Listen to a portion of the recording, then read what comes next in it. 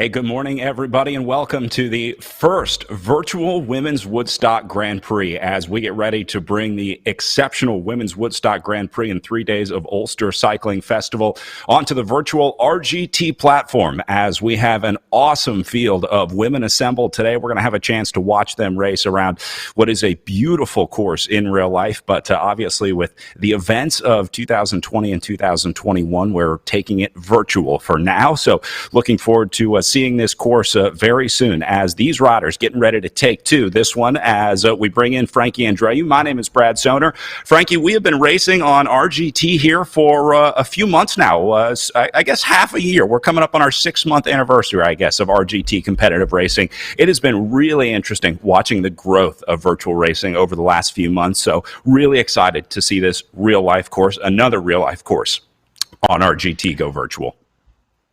It's pretty incredible that I would say the 6 months have pretty much flown by, but the virtual racing has definitely grown in popularity, and I think this is a fantastic event to have the Women's Woodstock Virtual Grand Prix, all women's event, to be able to come on board and be able to have all of these riders come here and be able to race. Hard course, though, 36 miles, so it's going to be a very difficult course. All right, let's talk about our course profile here as this one. Again, the real advantage of RGT is the ability to put real-life courses onto this virtual platform. So the course that the riders are riding today is identical to the criterium or circuit race course that we use during the Woodstock Women's Grand Prix. Just off the Hudson River, we're just probably less than a mile, I would say, from the river. Mostly flat early on. The thing I like about this course, Frankie, one, it's unique. It's got these sort of non-90 degree turns, let's call it, and then there's a little bit of climbing on this backside of the course as well. It's supposed to be, a difficult course, 36 miles in length, so that alone is going to be challenging, and a couple hills. And so one of the hills that they're going to, 7 miles in, there's a little bit of a hill that's going to prove very challenging, and then near the end, 25 miles in, is definitely a steeper climb, covering about 2 miles, and I guess portions of it are supposed to hit almost 19% grade, and so that's going to be obviously very, very tough, especially since it comes so close to the end. Well, we are just about inside of 1 minute to race start. You see some of our riders gathering on our virtual start line as well. Frankie, some pretty impressive names on this start list. I want to start with the rider that we see up in the top left. That is Jackie Godby, the rider that we have been watching dominate the Echelon Racing League on RGT. So Godby, I think, is going to be the odds-on favorite today. We also have Emma Langley from the Tibco SVB team. Going to be exciting to watch Langley go up against Jackie Godby in the 1-2 race out there. We'll be running 2 races today for 2 separate categories of riders mixed together. There's a 1-2 race and then a 3-4 race as well. So we'll be watching back between those 2 separate competitions. But I know in the 1-2 race, Jackie Godby is going to be the odds-on favorite here. Yeah, for sure. She's going to have the target on her back. She's proven it with the way she can ride and the amount that she can win. An extremely strong rider. It's great to see Angie Bonacisi coming back out. Emma Langley from Tibco. It's super important to support women's racing, and maybe she hasn't done many virtual races, but she's here to be able to support this all women's race. And I think the more riders that come out to support all women's events, because the men can't come and support the women's event, you need the women, and this is a pretty good turnout. So obviously category 1, category 2, category 3, and category 4s. Again, we'll be checking in with both of those races. Right now, you're looking at the 2 separate races. They're racing in 2 different virtual worlds, so we won't see the 2 different groups on course. They're on 2 of the same course, but 2 separate courses. So I think we're looking at the 1-2s up in the top left and then the 3-4s up in the top right. So taking a look at the front of this group, there is Langley up on the front. Now, I want to talk about some introductions to RGT for those new to the platform here, Frankie. One of the most important things that we're going to be watching throughout the day is the power level that these riders are at. So you'll see on the left-hand side of the screen, each rider has a colored bar to the very left of their name. That same color appears below their name for the few riders that have the tags above their avatar. That is the power zone that they are in. It basically goes from blue to red. You can see the scale up in the top left of the screen there as well, where blue is basically the easiest riding that you can do. blue, and red, the brightest red is what they call your FTP, or going beyond your FTP, your functional threshold power. So it's as hard as you can go. Most riders won't be able to hold that for more than 20 or 30 seconds, but it's a good indicator of what's going on course. When you see a lot of red across the field, that obviously tells us that the pace is picking up. And then we're also going to be watching the speed, which you see on the top right side of the screen, cruising along at right around 45 to 50 kilometers an hour, somewhere around there. And then there's also a slope indicator. You see that shows the current incline that the riders are on. Now, the stats that you see respond to the rider that we're watching. Right now, that's Angie Bonacisi on the screen. See on the left side, her name is highlighted. Her name is a little bit darker. So Bonacisi, all of the stats that you see on the screen, it'll be in response to Bonacisi. So you see some power, you see some speed. All the riders are going to mostly have the same distance to go, and time elapsed, which is the clock you see up in the top right. But that's sort of a rundown of what you're going to see on the screen here in RGT. I know this is a new platform for a lot of riders. We had a lot of riders jumping on for the first time to try out this course because they're excited about coming to race this one in real life. So again, Frankie, one of the coolest parts about RGT, as we see Emma Langley attacking here on the front, is the fact that these are real life courses. I know a lot of riders are going to be super excited to try this out and then go race it in real life. I mean, there's no better training than being able to race the actual course on your trainer. And there's definitely a few riders in the race that have actually ridden the in real life women's Woodstock race. And so they decided to, on the opposite, come out and try the virtual version. And so, it's going to be interesting to see on how they adapt to that virtual platform. And as you just mentioned, the logarithms, the physics in the RGT platform are a little bit different. And one of the differences is being able to take advantage of the draft. But also talking with one of the riders that was doing a lot of the Echelon Racing League, was talking about how big difference is on the downhills, whereas if you are a bigger rider, you're able to kind of put out that power to be able to keep the speed on the downhills, where if you're a lighter weight rider, it's very difficult. And you have to be super careful to not get gapped off the back on the downhill. So for some riders, the downhills are more dangerous than the uphills. And of course, I talked about the two big climbs that are going to come a little bit later on in the day. I want to bring in the in-real-life race director of the Woodstock Women's Grand Prix, and I guess also the race director of the virtual Woodstock Women's Grand Prix. I guess by default, you become a virtual race director here in 2021, Alan Atwood. Alan, I know this is super exciting for you guys. You were really excited to get this on the virtual platform. This race has always been about getting more women on bikes, giving more women the opportunity to race, and I got to imagine the virtual race fits in with that perfectly. Oh, absolutely, Brad. Unfortunately, we're now into 2 years of not hosting the real live event because of COVID, because we had to cancel our event in April this year. But when I was talking to Martin Bruin, the executive director of our group, we thought this was going to be a great avenue, not just for all the women to participate, but to keep the 3 days of Ulster cycling alive and well with people's minds, and hopefully get them to really excited and come next year. The other thing I love about this race is it's more than just a race. I mean, it's part of the 3 days of Ulster Cycling Festival, but there's also things like the dinner, the clinics. I mean, this is more than just a day of racing. It really is an awesome weekend for the women to come out.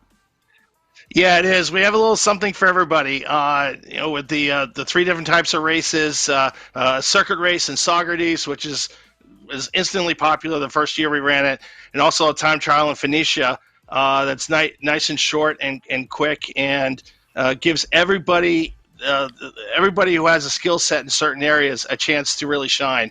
So that and involvement with the community, Woodstock being just all into this event, it really makes for a great experience for everybody, and we're really happy to be hosting it. Alan, this is the kind of race where you stay an extra day after, maybe come a few days before to enjoy some riding in the area. I know there's some awesome places to stay as well. This is a weekend that you want to come check out. This is not just about the race. This is about everything in Woodstock and everything associated with the race. Yeah, absolutely. We have a number of our riders that stay with local folks in the area. So they come up a couple days before, come see the area, lots of activities to do, not just in Woodstock and Saugerties and Phoenicia, but all over the place in the southern part of the Catskills. It's just so much to do outdoors and recreationally. So, it's definitely a destination event as much as it is a race.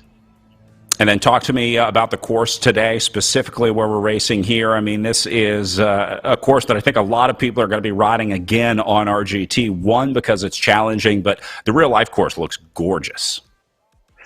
Oh, it is, and the version that we're racing today is the length that we offer for our 4 or 5 women in real life. But the key point is something I'm really looking forward to, which will come up towards the end, is the 2.5 mile climb, which emulates Mead Mountain Road, and it is, as Frankie sort of mentioned, up to 15% grade. So it is going to challenge these riders, both virtually and in real life when it happens. So I'm looking forward to seeing that. But other than that, rolling hills, just gorgeous scenery, and this is going to be a real treat today. All right, well, we'll get back to the racing here very soon because the action is going to start to heat up. We got some new riders joining and some existing riders, Alan. This is an awesome mix. Again, this is really all about getting more riders to race, more riders the opportunity to race. And so I'm really excited to see some of our RGT stars, some of our virtual racing stars going up against some of our in real life stars. It's going to be a really cool mix watching the ladies out there today. Oh, I agree. And again, like you said, I'm looking forward to it.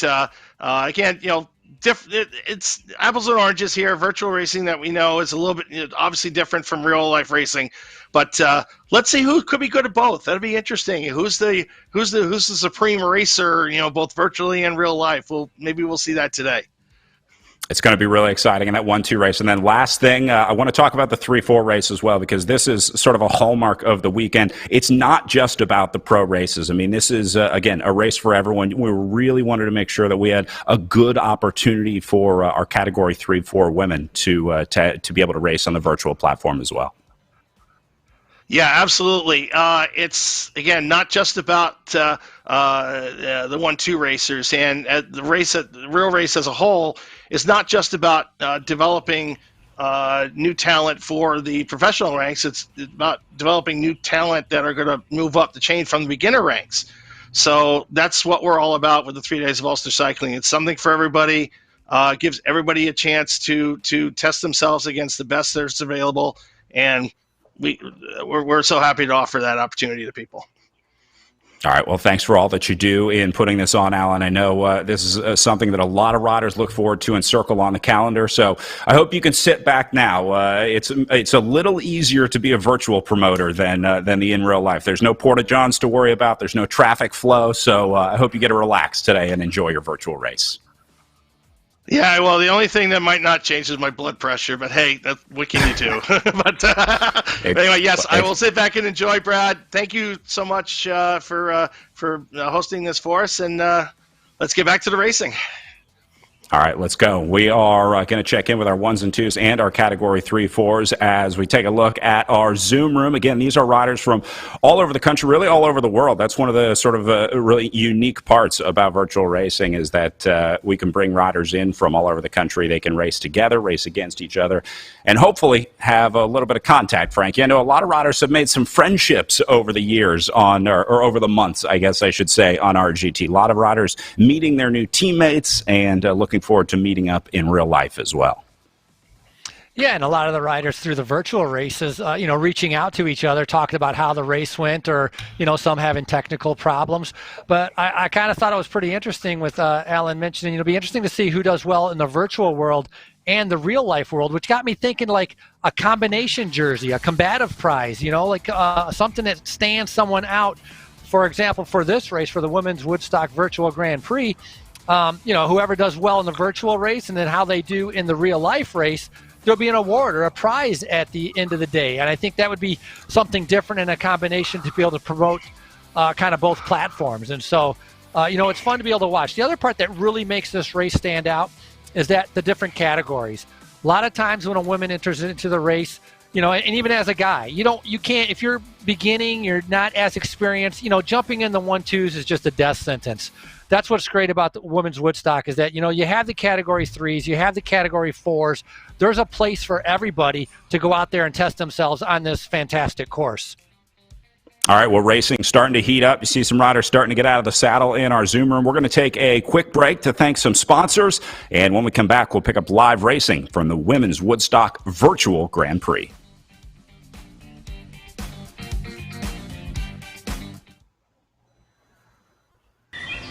What will you see in Ulster County, New York?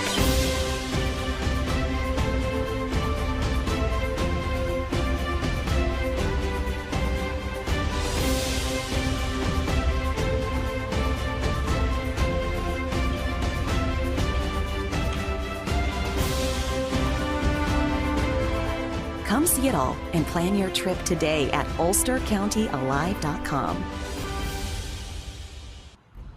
Hi, my name is Tamara Murray, and I'm the Marketing and Sales Director here at the Emerson Resort and Spa. The Emerson is proud to be a founding sponsor of the original Woodstock Women's Cycling Grand Prix, and proud to be included in this year's reimagining of the race in a virtual format. When Executive Director Martin Brune first approached me way back in 2013 about his idea of launching an annual event to promote competitive women's cycling and holding it here in Ulster County, I was completely inspired by his vision. The Emerson is woman-owned and women-managed, so sponsoring the event was a perfect and natural partnership. As the WWCGP has grown, it has highlighted the need for parity in the male-dominated sport of cycling, expanded into educational share-the-road awareness and children's bicycle safety, attracted an international roster of competitive female racers, and become a beacon of sisterhood and community. What is now known as the Women's Bicycle Racing Coalition is becoming a burgeoning force in the world of professional women's sports. The Emerson will continue our support, and we look forward to sharing the road with live racing events next year. In the meantime, enjoy today's virtual race, and please sign up for news and opportunities to support the Women's Bicycle Racing Coalition at womens-cycling.com.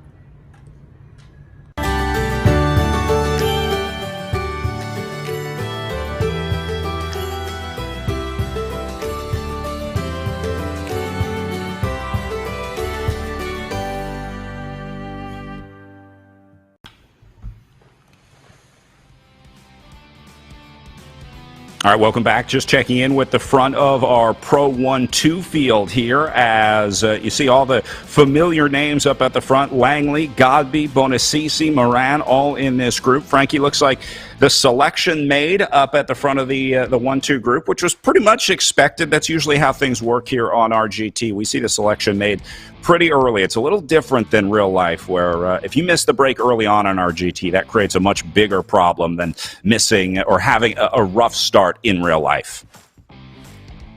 Yeah, right now just trying to figure out, I think they're getting ready to come up to the first little bump or the first climb on the course. And so that's going to be the first test. You can see this group has already dwindled down. So combination of category 1s and category 2s, as we just saw Emma Langley on the front. As we drift a little bit further back, you can see here with Windorf and Kosecki riding up there. Both them, I believe, are category 2 riders as they're making their way through this course. And so I think we are actually in the 3-4 race here. Yeah, we are looking at about midway through the 3-4 races. Orlik, Wendorf, and Kosecki going to link up here in a group of 3. For new riders on RGT, sometimes it's pretty hard for them to figure out the physics of riding in a group. It looks like this group of 3 has figured it out pretty well. Wendorf, Orlik, and Kosecki. You see Orlik and Kosecki going into the yellow there a little bit, just upping the tempo to close that gap and get back in there. We'll see if we can find some of those riders on Zoom. We did offer the Zoom link to all of our riders out there today. And looks like we got a handful of riders checking in. So we'll see if we can find some of those riders out on our virtual course and match them up. Then we do see Emma Langley there up in the top middle, taking on some water early here, Frankie. Virtual racing, I got to say, I think is much harder than the in real life racing in terms of, pound for pound, minute for minute of racing. I would say an hour of virtual racing is going to be much more physically demanding than an hour of in real life racing. No, absolutely, because there's no sitting on, there's no resting, there's no coasting. It's very intense, and you tend to end up, because it is so intense, you end up using a little bit larger gear than what you normally would use in training or racing. And so, the heart rate's elevated, the breathing's elevated, a lot of lactic acid, and so it really is, it destroys your body. And so very, very hard racing. But Emma Langley, doing a good job right there with this front group and being able to stay in this front group. And again, a lot of racing to go. I mean, we're very early on in this race, so as intense and as hard as this is, you have to figure out this drafting aspect in order to conserve a little bit of energy for what's coming later on in the race. All right, up at the front of the 1-2 race now with Angie Bonacisi, who is now trying to close the gap up to Langley and Godby. There you go. It looks like maybe that just happened in the corner, but Langley and Godby definitely getting some space there. Look how well Emma Langley sticks to Jackie Godby's wheel. They really nice job of playing the platform, and now Bonacisi trying to hang on. This is going to be exciting to watch. Look at Bonacisi here, just trying to hold on to the back, Frankie. This is where this race is going to be won and lost for Angie today. This is flat out right now. 5 watts per kilogram, trying to be able to stay on there. But you're right. It's do or die. I mean, this is a podium spot right now. If Angie Bonacisi can latch onto that train of Emma Langley and Jackie Godby, and Godby, we've seen how strong she is in all of the virtual races that she's done. Emma Langley, a professional road rider with Team Tibco. It's her first year actually with Team Tibco. But a very strong rider. In 2019, she rode for 4 different teams. That's how good a rider she was. Everybody tried recruiting Emma Langley as she was doing exceptionally well on the road. And so this is a critical moment right now for Angie Bonacisi, trying to be able to get over. And you can see she's still in the red, trying to get into that draft. You saw they were on that very steep section. I think it topped out at about 8% there on the way up. And Bonacisi's still there, but she's got like 5 meters to get up onto the wheel. I think she's going to do it right here on the 12% grade. She's able to tack back onto the back of the group. The other really hard part about RGT, Frankie, is sort of telegraphing what's coming. You have to be ahead of the moves. If you just respond to the avatars moving ahead, it's probably too late because the momentum of riders switching is pretty significant out there. Every time Bonacisi makes it back on, it seems like the road's pitching upwards. She can't get a break. She just has to try to get to the top of this climb. But this is the climb I was talking about. This is the little kicker, which is obviously harder than a little kicker in the first part of this race. And so Bonacisi doing a good job of trying to be able to get up there. So the Canadian rider, she's a board member on Cycling BC.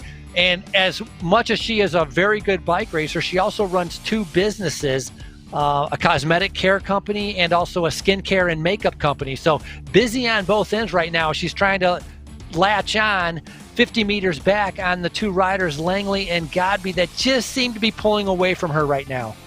Yeah, you want to talk about an impressive group of riders here. How about this front 3? We talked about Emma Langley, her professional racing career with Tibco SVB.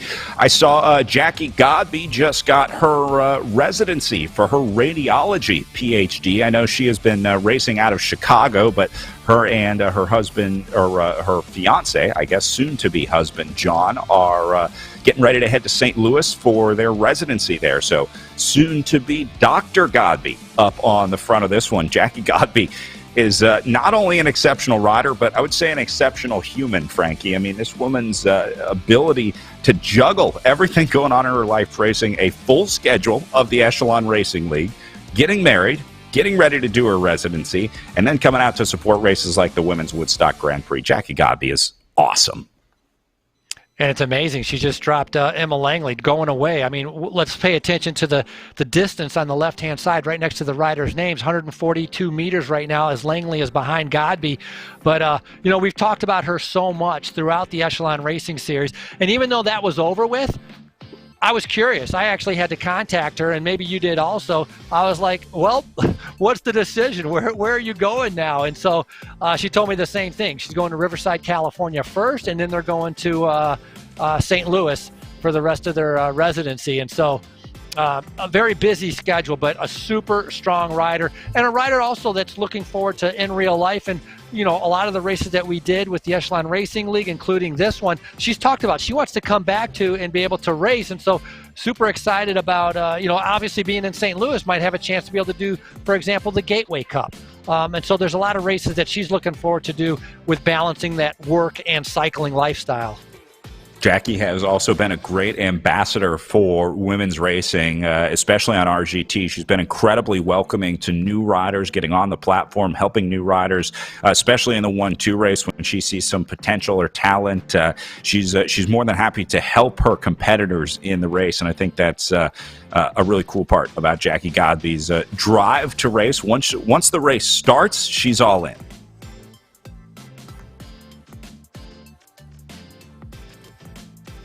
Well, I was just looking. I mean, Godby and Langley, Category 1. So we go back here to Langley. She's had some good results. 4th at a stage of Redlands.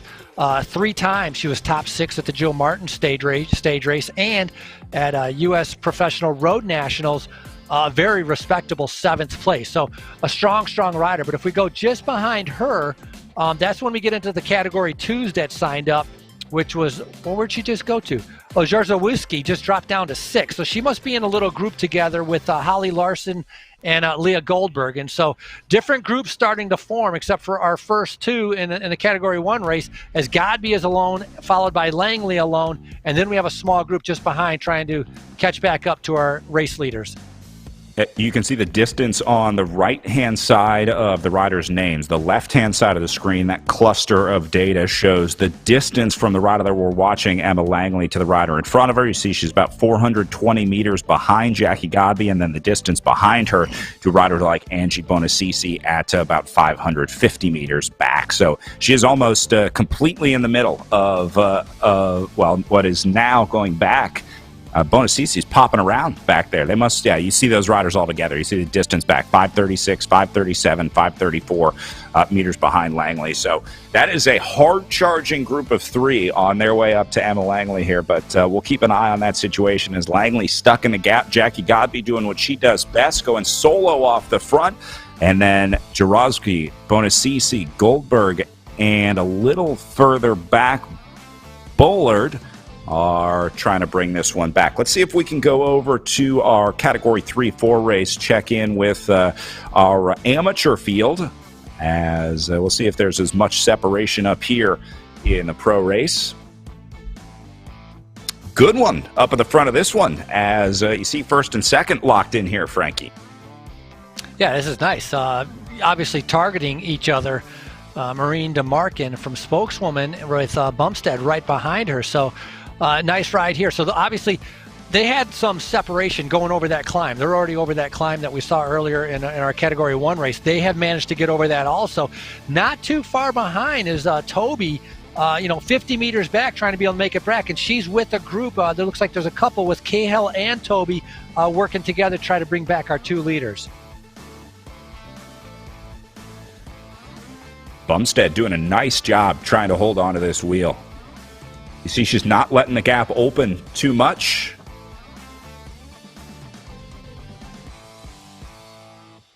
And she should be able to catch back on in this downhill as well, doing a really nice job.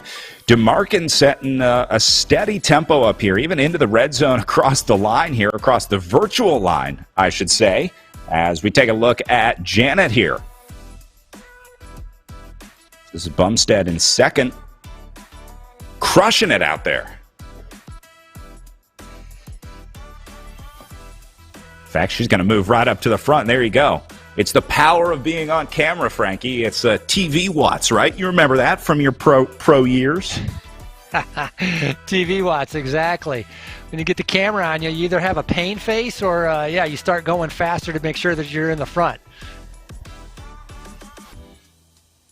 All right, so these two are going to lock on. I have a feeling that this pair of riders is going to be pretty evenly matched for at least the next few miles and maybe even the rest of the day today. We're only 26 minutes in with about 44 kilometers to go for these two up at the front of our Category 3-4 race. So solo rider at the front of the 1-2s and a pair of riders locked in at the front of the 3-4s. Want to take this time to welcome a special guest to give a special welcome to all of the riders here at the Women's Woodstock Virtual Grand Prix. One of the awesome things we talked with Alan about is the support that this race has across the community. I know the local government, county government, even state government into it. Very excited to welcome all the riders to town. So we got a special welcome from one of those special people. Hey, it's March Gallagher, Ulster County Controller. I just wanted to say a couple words about the Woodstock Women's Grand Prix. Before it was a thing, Martin came in to talk to me. I worked here in this building. I was the head of economic development at the time, and talked about this brilliant idea that he had, and I think he's really taken it to fruition. It's been a great race all these years. I'm really excited for the the virtual race. But I just want to say, like, we're a biking community, and the Hudson Valley is beautiful. Ulster County is gorgeous, and I think it's going to be a terrific event this year. So I hope everybody will participate and support it. And then next year, when we're through this pandemic, you'll come and do it live. Okay, thanks. Bye.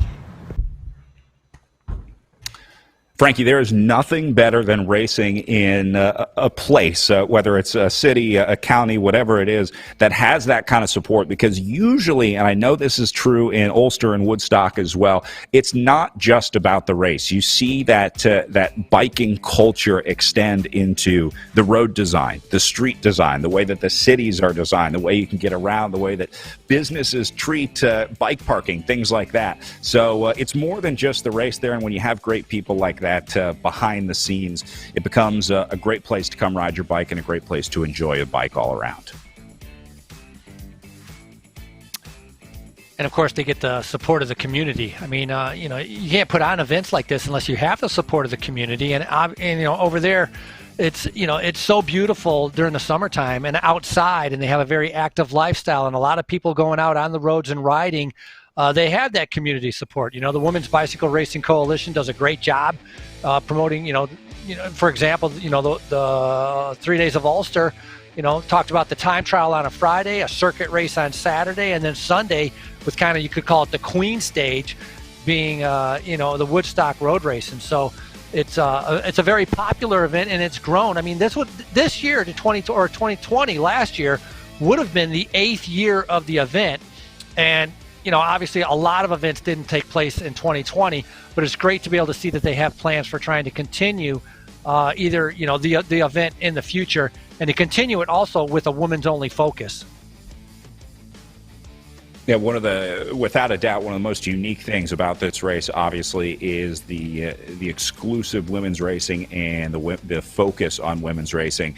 I would love to see more events take this kind of focus and put this kind of effort into women's racing, because God knows we need the opportunity to race for the women, and too often it just becomes, let's say, not the priority.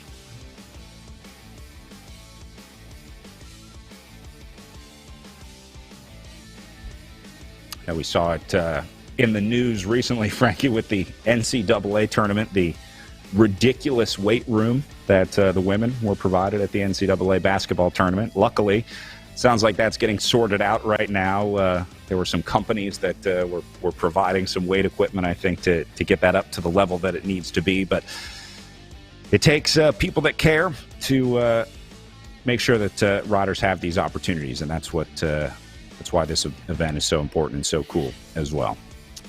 Look at this group. You probably have. I think you probably have that weight room that they showed in the pictures in your house. Much less. I think I have a better setup, in my house than they got, but it was ridiculous. I mean, crazy. And unfortunately, it happens in racing too. How many times do we see it in bike racing where the focus is on the pro men's race, but then the pro women's race becomes the sideshow? And it's just not the case, because 99% of the time, especially at the highest level, I would say in the World Tour lately, the women's racing has just been much more dynamic. We've been seeing new riders coming in with some really big stars starting to race more and more. So it's worth highlighting. Let's say that, because when you get riders like Jackie Godby out there, I would put the performance of Godby, the domination of Godby, on a pretty impressive scale for what she's been able to do. I would agree. I'd say a world-class scale, absolutely. And you talk about, riders that have come up and doing well in the women's only race.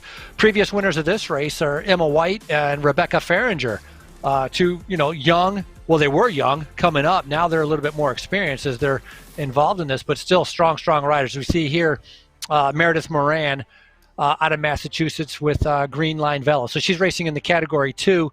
Her background comes from working in investment and finance, and as she's been a racer for quite a few years. Right now, currently sitting in 7th, as that chase group of 4 seems to have split up a little bit. They're relatively close, but looks like Moran is just off the back of the 3 riders just in front of her.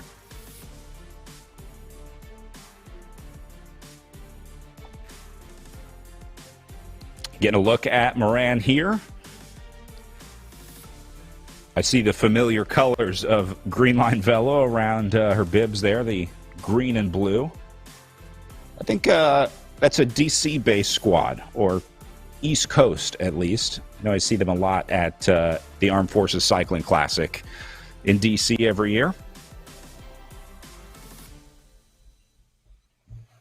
It's kind of interesting how watching her, I would say she might be on one of those rocker plates, right? Do you see how the bike is kind of moving back and forth? Either that or she's not really firmly attached to the trainer, but she has a little bit of movement, and that, over a longer distance, that kind of allows you to stay a little bit fresher where you're not locked in. It's more of a natural movement is what I'm trying to say for a rider on the bike. So going a little bit not further back, because Ballard has just been able to come up to Moran. So that's a nice ride by Ballard to be able to get in there. She races for CRCA. She's a Category 4 on the road, and she's very, very active, Galen Ballard, with the weekly club races they have out of New York. As we go further back to Milstein, who races for MIT. And she's out of Massachusetts, also does a lot of cyclocross races for MIT, and also was in 2019 MIT, she was part of the Collegiate Team Time Trial Championship winner. So she's a collegiate national champion. More impressive Palmars as we go a little further back here, taking a look at Wuttrick and Millinson. Looks like Millinson about to tack on here. So it seems like we're really starting to find those groups. Riders are starting to lock in to each other. Yeah, Milliston also with MIT, and she was part of that Team Time Trial National Collegiate Time Trial Team Time Trial Championship team also. She was actually 4th at the Woodstock Grand Prix in real life before also. She's combined up with Wuthrich racing for Apex Velo out of Massachusetts.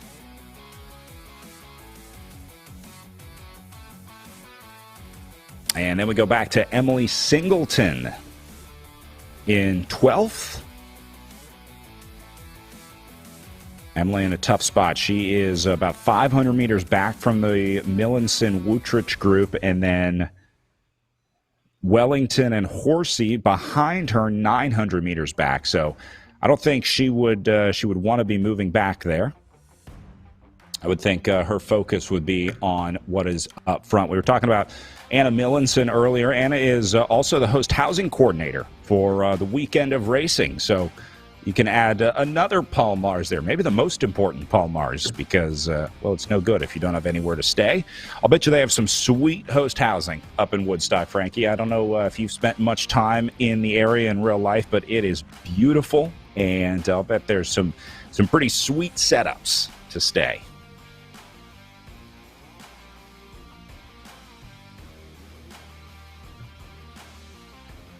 All right, so let's go over to our Category 3-4 race and check in with them as we went back for about our first 15 in the 1-2s. This is the front of the 3-4s. Bumstead and DeMarkin still together here. Remember, we saw Janet Bumstead chasing up here. Maureen DeMarkin was leading the way when we last checked in, but now it looks like Bumstead has comfortably locked in with DeMarkin. Yeah, and look how they're riding side by side instead of one taking advantage of the draft by sitting behind the other or even taking turns of coming to the front. They both seem very comfortable. They're a little bit different watts per kilogram, 3.2, 2.3, depending on where they are on the course. You can see they're on the flat parts. A little bit of a grade right here, 6% uphill.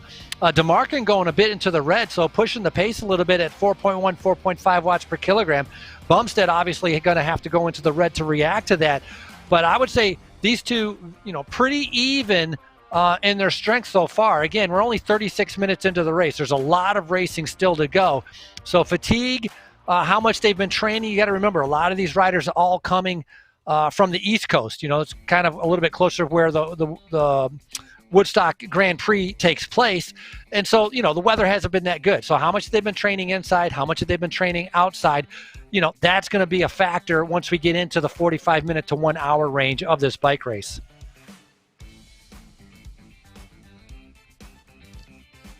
All right, so this is Jackson still stuck in the gap, but Cahill is coming up quick behind her. In fact, Cahill and Toby looks like are within striking distance here of Jackson for the last podium spot in the 3-4 field. I would guess that these three will come together here, Jackson, Cahill, and Toby, although Jackson seems to be putting in a little stronger effort here than Cahill and Toby. You can see the power meters there. Now Cahill going into the red.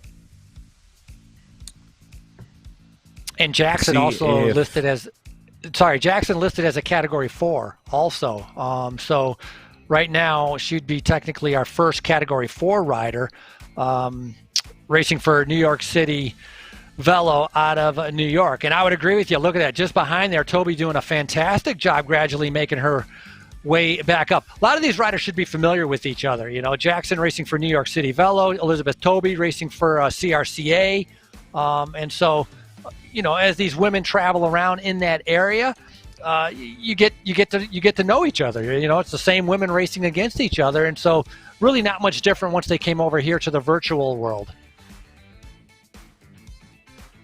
All right, so this is Moore and Hill that we were talking about with Christy Moore and Kathleen Hill. I like both of these kits. It's a good-looking duo here on their virtual avatars. And then we go back to Michelle Richardson for the Capital Bicycle Racing Club in 8th. Doing a nice job, right around 2.8 watts per kilogram. Richardson racing for, you just mentioned Capital Bicycle Racing out in New York, but also she was able to race the in real life Woodstock back in 2018 as we come over here to Emily Windorf. Windorf racing for New York City Velo out of New York, doing a good job out of the saddle. You can see that grade's going up. That's what's so great also, it mimics a lot of the race course with the climbs. You can see the slope, 3% grade, 5% grade. It automatically adjusts the trainer. You either have to get out of the saddle or you have to shift, one or the other, in order to be able to kind of get through the race course. And so very, very challenging. Then, the whole dynamic of the way this in-game platform has really changed indoor training has been fantastic. Susan Blickstein doing a nice job. One of the familiar names in the area. She is a professor at Vassar College. Pretty cool to have a Vassar professor,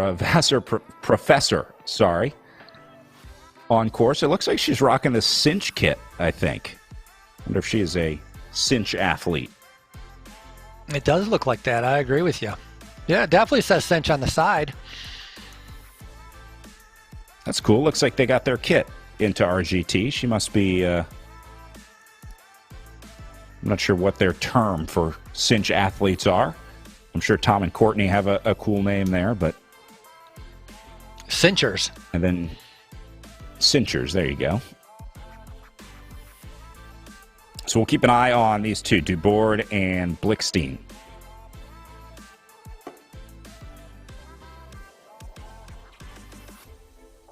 All right, so looking at the front of our two races here, the front of our 1-2 race in the top left, and the front of our 3-4 race up in the top right.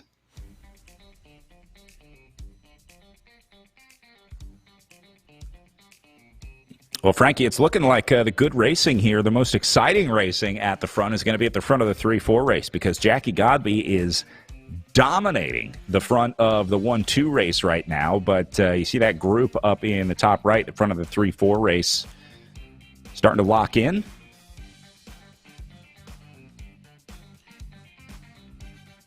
Yeah, in the 3-4 race, I mean, you have the two riders that are with each other doing a good job, which is Bumstead and DeMarkin, and not too far behind, it was that chase group of about three riders. I'm not sure the distance that Godby is taking out on Langley right now, but, you know, they're both individuals out there in time trial mode. And again, you know, Emma Langley, ton of credit, not used to the platform, decided to be able to come out, be able to do this, to support, you know, this woman's event. And I give her a ton of credit for that. And I'm glad she was able to come out here, you know, representing her team, TIBCO, also. So it's a good job. But Jackie Godby is really, it's going to be interesting and pretty much a revelation, I think, when she gets onto the road. And it'd be great if she could go do some time trials. You know what? I was thinking about this the other day. I have no idea what the Olympic selection is or what the Olympic trials is or when they have to do it. But if there was something like that and Jackie Godby went to that time trial selection, I think she would be somebody that would be definitely do very, very well there and maybe even be able to tackle a spot on the road team. Yeah, Jackie Godby's coach, Chris Navin, was saying that the numbers that she's doing, the raw power that she's putting out, are world hour record numbers, just to give you an idea of how impressive Jackie Godby is on the front of this race and the caliber of riders that we have racing here at the front of the Women's Woodstock Virtual Grand Prix. So the numbers, the power data that we talk about, it's really a ratio of watts per kilogram that we measure. But her average watts per kilo, her maximum wattage, the numbers that she's able to do for an hour would rival the numbers of the current hour record. So I don't know if that's in her plans in the future. She's obviously got a lot going on right now. It takes some pretty serious focus to attempt the hour record, but the numbers are there. If she were to focus on it, if she were to focus her training on something like that, I think Jackie Godby could be really competitive in the run for the hour record. It'd be really interesting to see that happen.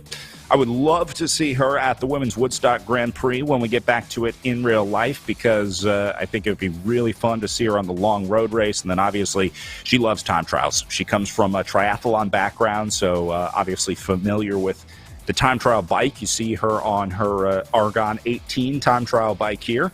Doesn't spend a lot of time in the aero bars, though, Frankie. It seems like she's most comfortable on the hoods. We've watched her race a lot in the Echelon Racing League.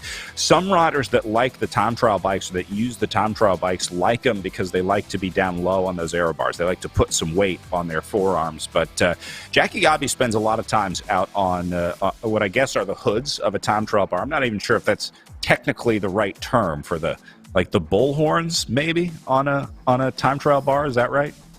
I would call it the bars, more so, you know, on the bars of the time trial bike than in the aero position. And you know, you're talking about that hour record. My thinking, we've had 6 months of virtual racing. 6 months, right? Every race was what, an hour, pretty intense, an hour and a half, pretty intense. You know, her numbers are good. She's talked about how she's had the highest power numbers from the Joe Martin time trial to other races. I mean, I know she's busy, but if you're going to attempt the hour record, I think now would be a fantastic time to be able to go out there. The problem is, you know, her having to travel, find a velodrome, get the timing, get all that set up. But I think her training, the way this virtual racing has been, the way the intensity has been, her incredible power numbers, I think she'd be ready. I think she might be ready for that kind of an hour record right now if she chose to be able to go that route and try to tackle it. But, obviously her life goals are also, out there with, you talked about her graduating, getting married, her residency. She has a lot going on. Emma Langley here racing for TIBCO, obviously, on the pro team, getting ready to, start doing in real life racing coming up in just a little bit. And so she's going to be looking forward to that as it's, brand new. It's her first year with Team TIBCO. So this is a big opportunity for her. And she's got to be excited for 2021 and actually getting on the road and actually racing full time with the team again.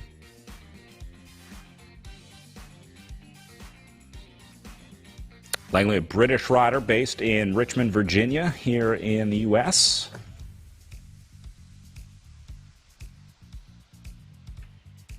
And look at this. This is our battle for third in the 1-2 race with Bonacisi, Larson, Goldberg, and Jaruzelski. Frankly, Yeah, I don't know that we see many groups of four like this on RGT often. No, this is nice, but really quick, remember, I mean, Langley's out there by herself. This is a group of four about a kilometer back, and right, a kilometer's a lot. I mean, they are a pretty good ways distance back, but 30 kilometers to go. Can Langley hang out there? Can she stay out there with this chase group of four? They're able to take advantage of being in the draft. They're going to have a ton more momentum on the downhills. It's night and day different when you're with the group on the downhills compared to when you're by yourself. And so got to pay attention to that 1.23 kilometers next to Langley's name, if that's going to start coming down. And then Larson, Bonacisi, Jaruzelski, and Goldberg will have a chance to be able to catch up to her. Godby, there's no slowing her down. I think she's going to be gone, and that's not because she's by herself. It's just because we've talked about how strong she is. But this other group here, I think, has a chance of catching up to Langley since there's such a lot of racing still to go. It's not as easy to work together on RGT. We talked about how difficult it is. But Jaruzelski has a teammate with her here with Goldberg. And then you see two Velocity Vixen riders as well with Bonacisi and Larson. So in our experience on RGT, I guess I would say that it hasn't been a huge benefit to have a teammate unless you start using the teammates in like a breakaway. Like you send one rider up the road and you can draw someone out. So having one rider that you can kind of use up as a bullet, I think, is the best way to use a rider on RGT or to use a teammate that you would have in there. But if these riders work together, I think they can keep that momentum and keep that speed going to try to be able to gradually get very experienced her in a ton of the different races. A little bit newer, Rebecca Jaruzelski, racing out of Connecticut, racing for Bike Reg. We not as familiar with the RGT platform, but this is a good group of four. And if they can get together and kind of realize what's happening and kind of pay attention to those numbers of Langley, not let it get too far further up the road, they could have a chance getting ready to come up to her. Because again, you have to remember, Langley's out there and we have this massive 2.5 mile climb coming up, 15% grade. That's going to destroy people. And actually it's going to rip apart this group also. But that's going to be a very difficult challenge coming in. That's going to be right at, again, 25 miles into the race.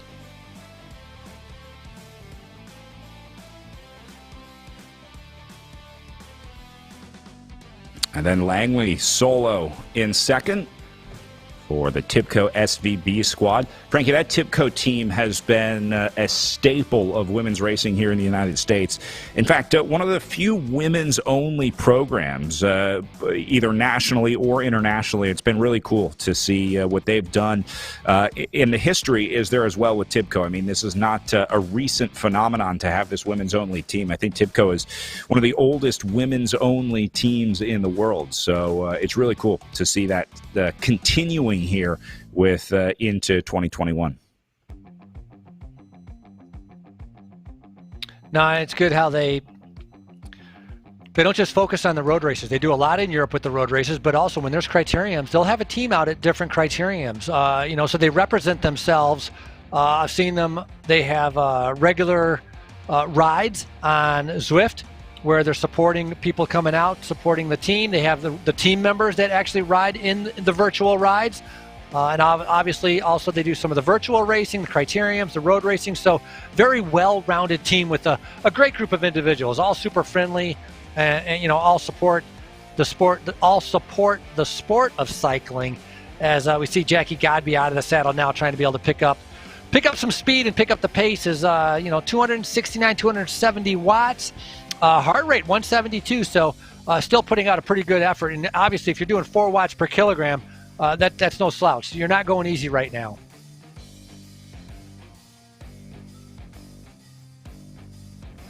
Jackie Godby sitting at a comfortable 1.6K gap here.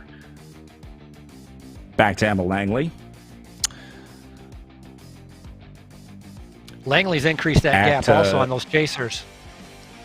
At 41K to go is where 41K into it is where the climb really starts. So about 7K from now, Jackie Godby will hit the base of the big climb of the day. So that's going to come really quickly. You see Godby in the yellow power zone here as she's starting to move towards the base of that climb here very soon. Let's go check in with the 3-4s up next, because remember, that was the real battle up at the front where we saw this duo continuing to battle it out. DeMarkin and Bumstead still going at it. Look at DeMarkin in the red zone here. I mean, this is not an easy group of two riding together, Frankie. No, it's a Connecticut battle. Bumstead out of Norwalk, DeMarkin out of New Haven, and it seems like when one of their colors turns red, the other color turns red. When one turns yellow, the other turns yellow. Very even. 3.1, 2.7 watts per kilogram. They're taking turns riding on the front, and so when they get to this climb, that's going to be a little bit of the deciding factor. It'll be interesting to see if they can actually stay with each other. Just behind them, 700 meters back, and if I'm not mistaken, that gap was a little bit larger. So I think Toby and Calhill and Jackson are working very well together, gradually trying to make their way back up to these race leaders. But fantastic ride right now by DeMarkin and Bumstead. And here they are, the chasers on their way up. Toby leading the way at about 750 meters back from DeMarkin and Bumstead. Frankie, I think these riders can absolutely make it back up if there's the right response from DeMarkin and Bumstead, and I think that might be why DeMarkin was in the red zone so much when we came back to the front of this 3-4 race. I think she's trying to make sure that Jackson, Toby, and Cahill aren't able to come back up into this group. So I think DeMarkin is trying to keep that space while she's got it. But Jackson, Toby, and Cahill here, this trio, they have a real shot at being able to make it up to those lead two riders. This is awesome racing in the 3-4 race.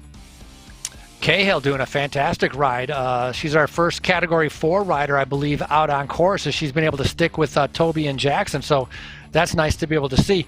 Jackson, a strong rider. Also, Alicia Jackson racing for New York City out of New York, and along with Toby, who's Category 3. So Jackson's actually listed as a Category 4 also. So we have two in the Category 4, and then one of the Category 3 riders right here in this race. Toby is our Category 3 rider.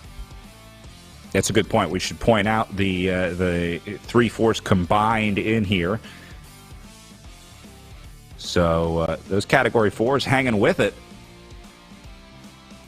Crushing it out here today.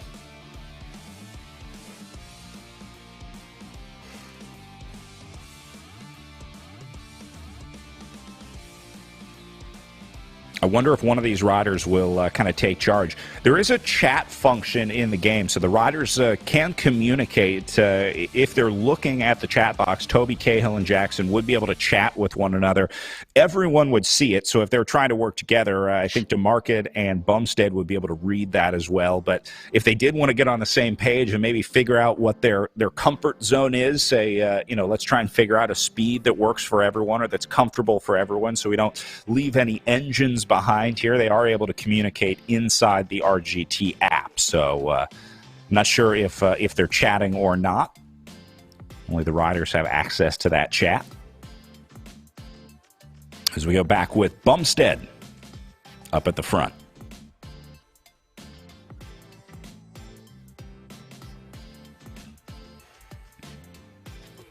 Doing a fantastic job, and again, learning curve. If you're not familiar with RGT or you're not familiar with as much virtual riding, that cooling down factor, very, very important. Drinking, this is a long race. This is going to be a very long race for a lot of these riders. So hydrating, we're coming up on an hour of racing right now. Drinking along the way, having those fans going to try to keep yourself cool, but also not losing your focus. And we've seen that happen in some of the other virtual races, Brad, right? These riders are staring at that screen, making sure that they don't lose position. It's a little bit easier, obviously, when you're not in a big group of like 20 to 25, but you still have to be able to pay attention to not lose that gap or the wheel in front of you, which we see a little bit right here, the separation occurring right there with DeMarkin, just pulling away and seeing a reaction from Bumstead to make sure that she's able to stay on that wheel.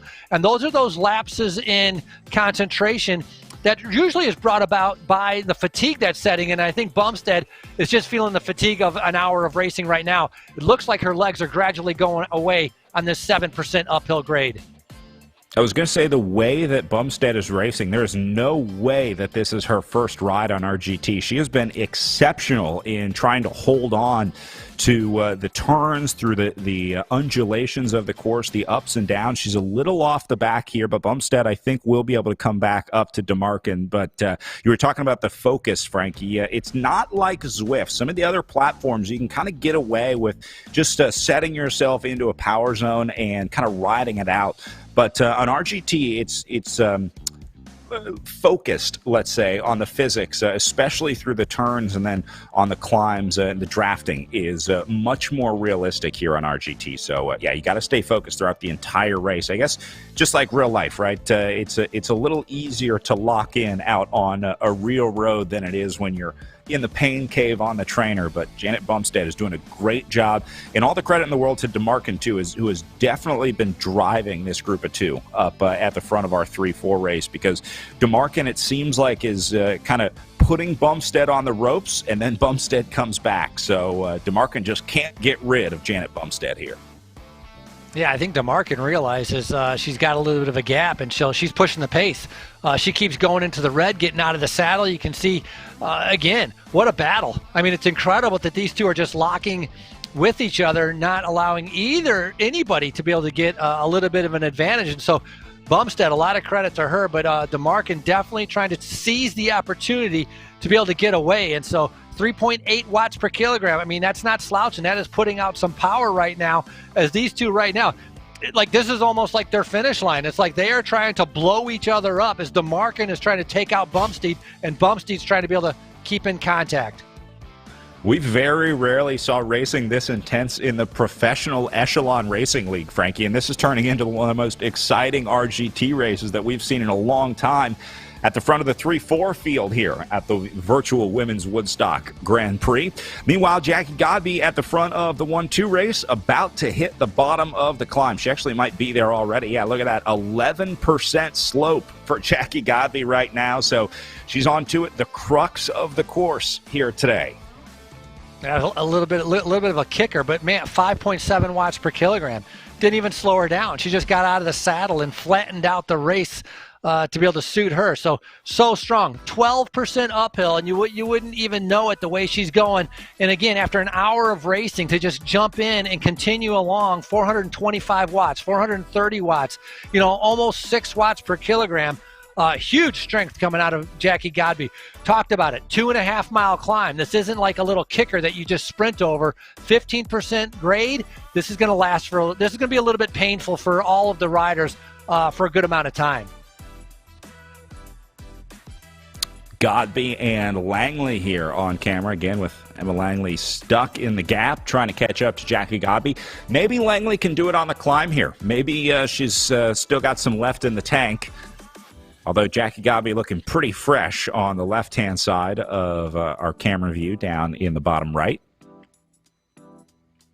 Yeah, I think they still have a little bit more. I think another 3 or 4 kilometers before they get to the actual climb that they're going to climb up to, which is tough. Like I talked about, it's a tough climb. It's Meads Mountain Road that they're going to be going up. And at the very top of the climb of Meads Mountain Road, there's actually a Dalai Lama monastery there. And for the beginning of the race, they have some monks from the Dalai Lama monastery that come down for the blessing of the race and send everybody off on the race start, which I think is pretty unique and very cool to this race and that area. Not many races can say they've been blessed by monks, by students of the Dalai Lama before the start. That's pretty cool. And maybe take a little moment of zen at the top of the climb, because I have a feeling some of these riders are going to need it.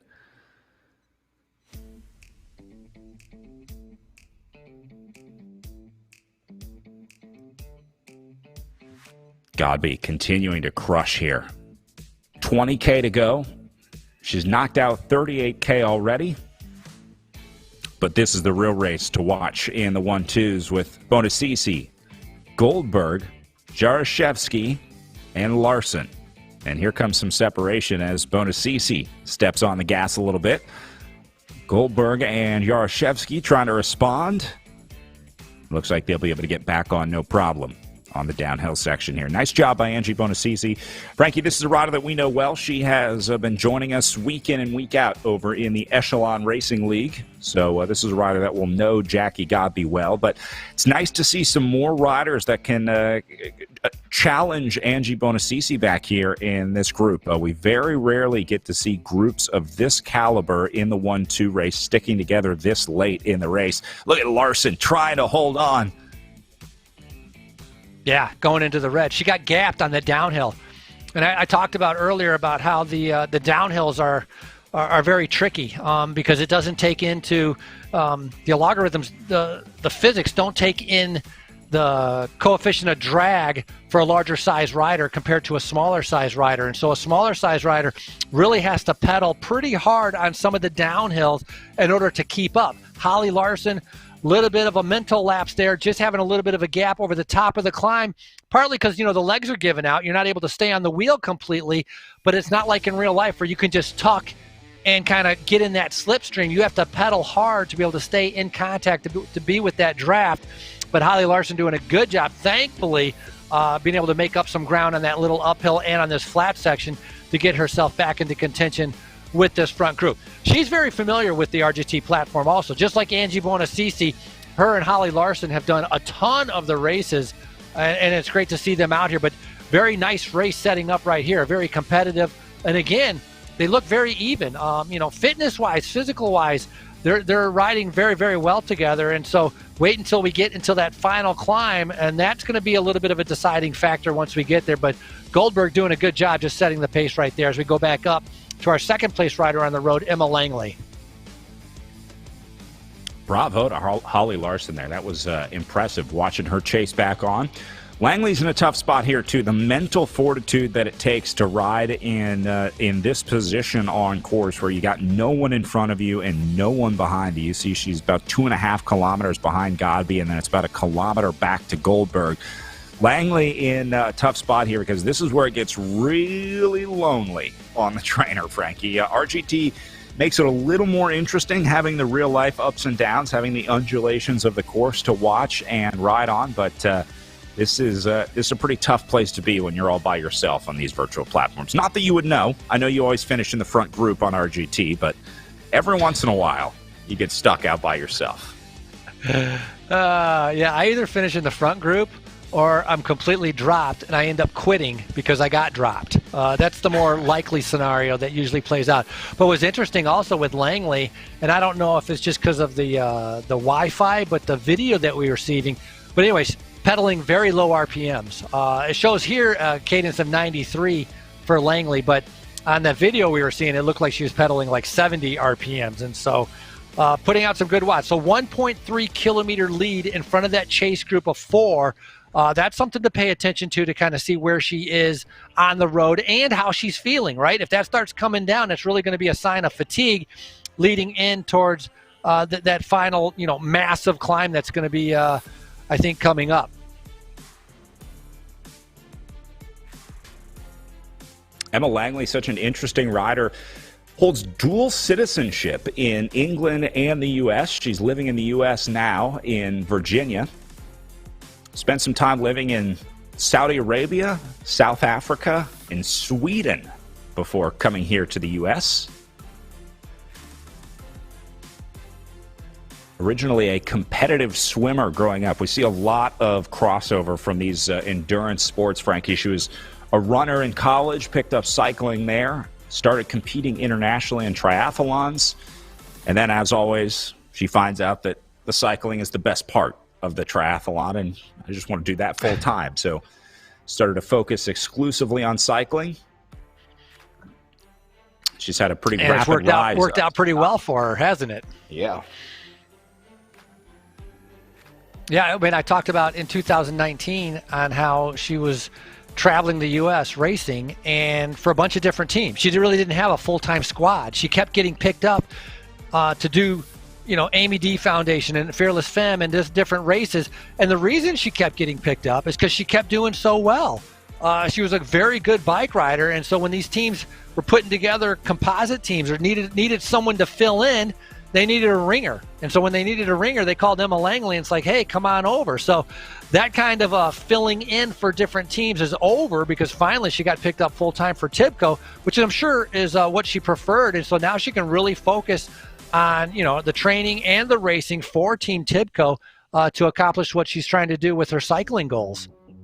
7th place at Pro Road Nationals in 2019, 4th place on the Sunset Loop Road Race in 2019, and 6th overall at the Joe Martin Stage Race. So a pretty successful campaign in 19. Cannot wait to see what she does with the support of TIBCO. Hopefully there's some opportunities for her to go race in Europe. I know Linda Jackson has been mounting a European campaign with TIBCO. Well, right now they're over there racing. And so you see how slow this she's will be pedaling? an exciting rider. Go ahead. No, I'm just saying, you see how slow she's pedaling compared to what her RPMs say, but I think it's the Wi-Fi. I think it's just I think it's our images that are coming across are just a little bit delayed compared to the data that we're seeing on the screen for her. But, her right now, 1.3 kilometer lead on that chase group of 3. That's what we're going to kind of be eyeing, kind of paying attention to see if she can kind of keep that. But as you just said, Brad, she's in no man's land. I mean, she's got nothing else to do but just has to keep kind of plugging along. Hopefully, we'll see if Jackie Godby kind of bonks or has a bad day and she can make up some ground that way, or she's able to hold off and be able to take second on the stage. But she's committed right now. She has to be in order to get to the finish line.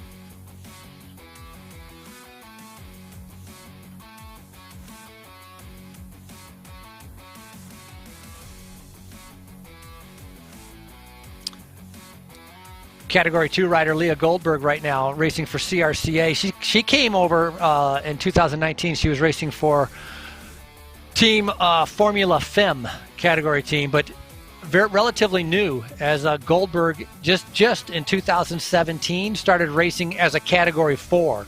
And so she's moved up the ranks pretty darn quick and loves doing the fixed racing, which you're familiar with, as Goldberg was a fixture on some of the Red Hook circuit. All right, talked about the different backgrounds for the riders. I don't know that we've seen many fixed gear riders come into virtual racing like we had in the Echelon Racing League, but that's cool to see riders from all different backgrounds. Well, this is much different than Red Hook, that's for sure. Yeah, I would say it's much different. You realize they dropped 2 riders here, right? Yeah, this is Jaroszewski and Larson look to have lost contact. There is Jaroszewski just coming into view at the back of the picture there. And these 2 are still linked up. So the group of 4 split into 2 groups of 2. Yeah, I think they hit a little bit of a climb and got gapped. And so Jaroszewski, the 29-year-old, right there with Holly Larson. Holly Larson, Velocity Vixen, very familiar with the RGT platform. Jaroszewski, structural engineer, and also speaks German as her second language.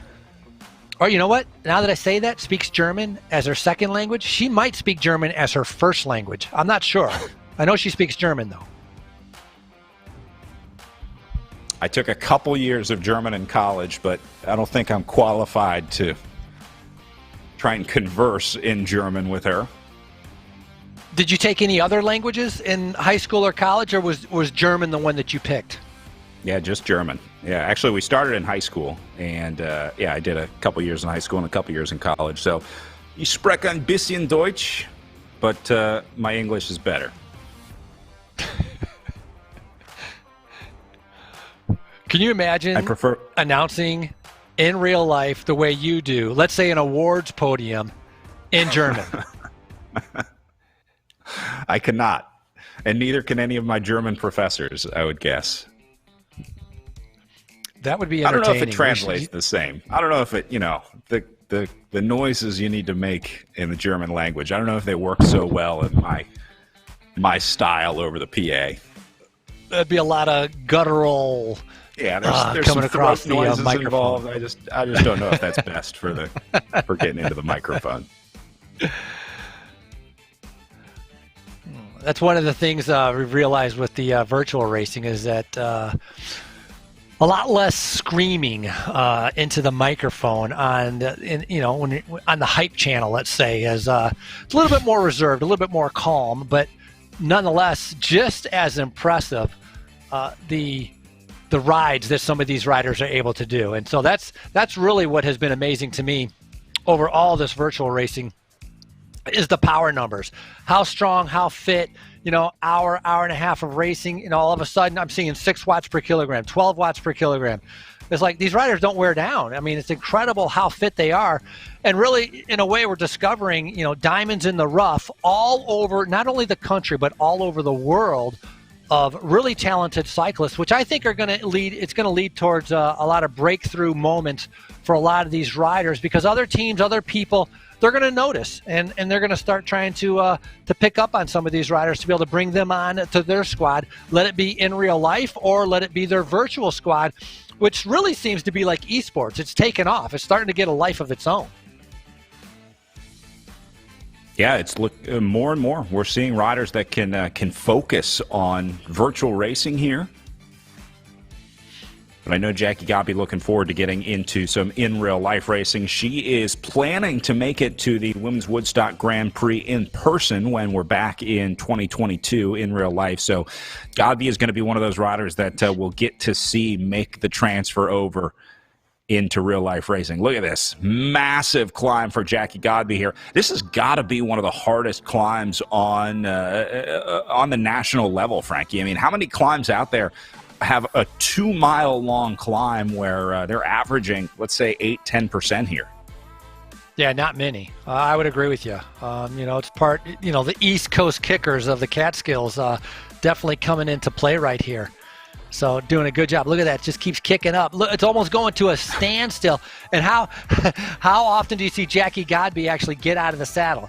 Not very often either. And so she's going to run out of gears because I'm sure she looks like she's keeping it still in her big chain ring. I don't think she probably even has a small chain ring on that time trial bike. So that's her only choice, is just to kind of, 85 RPMs and just muscle it over the top. But going back quickly, it's kind of interesting also. It's like normally you talk to a rider. It's like, what team do you ride for? And you get like one answer.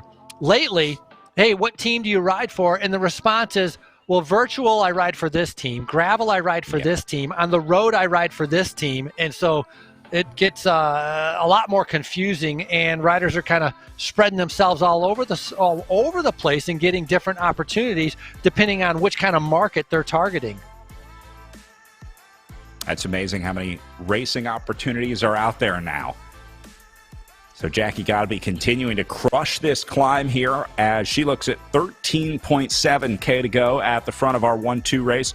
We're going to take one last short break before these riders make it to the finish line. Godby going to be making her way up and over the top of this climb. And when we come back, they're running to the line at the Women's Woodstock Grand Prix.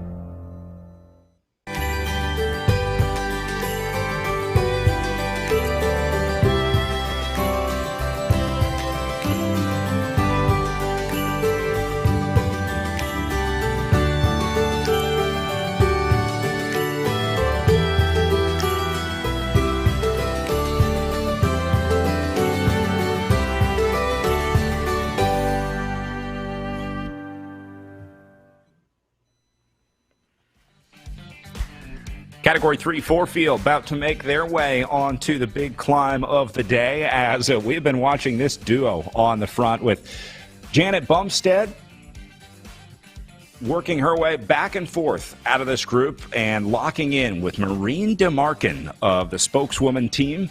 This duo has been outstanding on the front of our Category 3-4 race. But, Frankie, I have a feeling that the real test is going to come on this climb. We're going to see some pretty impressive riding, some major attacks, definitely going into the red zone on this climb. But that's where the true test of the day is going to be at the front of our 3-4 race.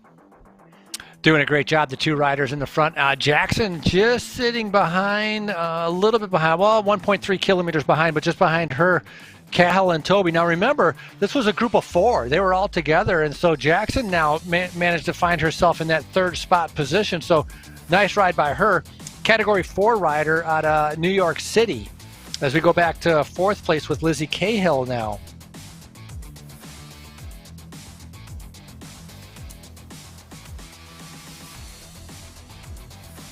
Cahill all alone in fourth. And Toby stuck solo here as well, as Elizabeth tries to get up there to Cahill, about 330 meters back. Go back to Michelle Richardson here, another Capital Bicycle Racing Club rider. And then not far behind Richardson is Kathleen Hill of the ATP squad. Hill holding it about 200 meters back. Here's Kathleen. I like this ATP kit. Nice color blocking going on here. And then you'll see Wendorf and Pitts, about a couple hundred meters between them. Locked in behind with Wendorf in 8th. And then further back, you'll see Stephanie Pitts from the ATP squad just behind her.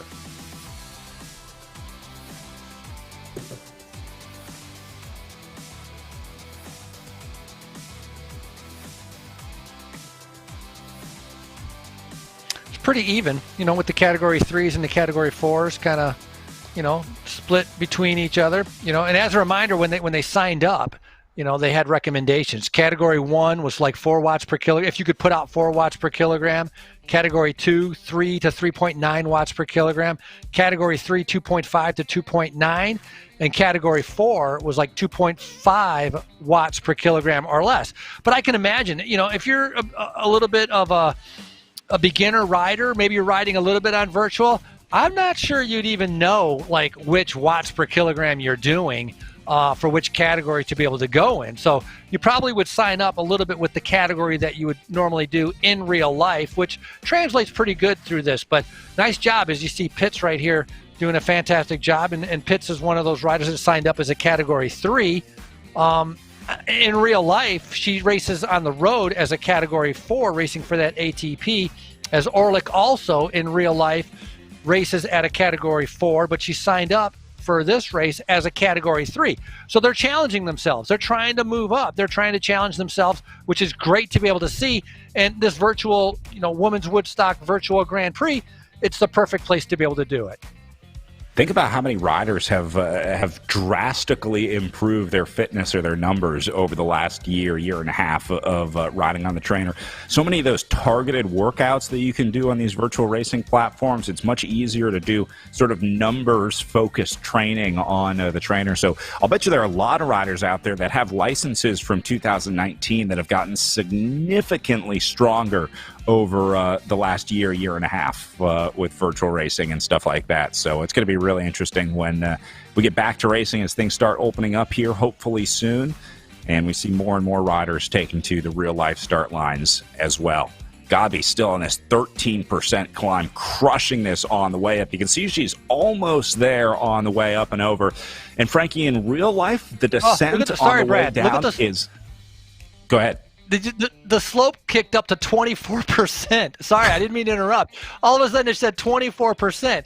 I mean, I'm hoping that's a little bit off because that would be a wall. I mean, that's like almost straight up. It's like when you lift your wheel up, when you're going up such a steep climb that you get airborne up on the front. Yeah, maybe just a little glitch in the game, although there are some pretty, I'll say, impressively steep parts of this climb. The thing I was going to say about the climb, the other side, the way down, was just recently paved. The town of Woodstock certainly considered the bike race when they were working on their next projects for what to pave up next, and they got some fresh pavement on the backside of this climb. So the in real life riders, when they get to it in 2022, they're going to have a pretty sweet descent on the way back down. Yeah, and again, we talk about community involvement. Just as important, probably maybe even more important, is county involvement, right? And Ulster County definitely backs the bike race and, repaved parts of the time trial, road race to be able to make sure that it's good for the race. And so that's fantastic. That's just great to be able to see that they have that kind of support from the city, the county, the area. Really good. But right now, these riders have no support. They're on their own. They're in no man's land. They're trying to get over this beast of a climb and putting out huge numbers. Godby's heart rate just continues to climb right now at about 180, 316 watts. And the rest of the riders just trying to be able to, the other riders in the category 3-4, they haven't even got to the bottom of this climb. So I'm sure we're going to see a little bit of an explosion once some of these other riders get to this. But tough, challenging race course. And we're an hour and 22 in, and I think we still have like 10 kilometers to go. So this is going to be arguably one of the longer races we've ever had on the RGT platform for our race series.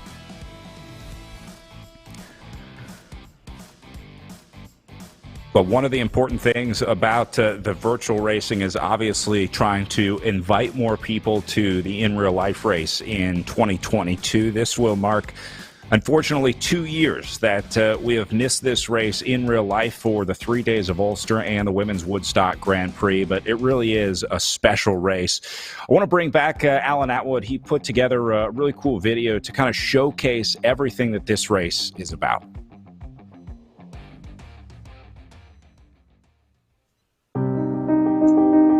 The 3 days of Ulster Cycling is a women's-only bicycle race located in the Catskills region of New York. Since 2013, every first weekend in May has hosted some of the best up-and-coming women's cyclists in the United States and Canada for 2 days of competition.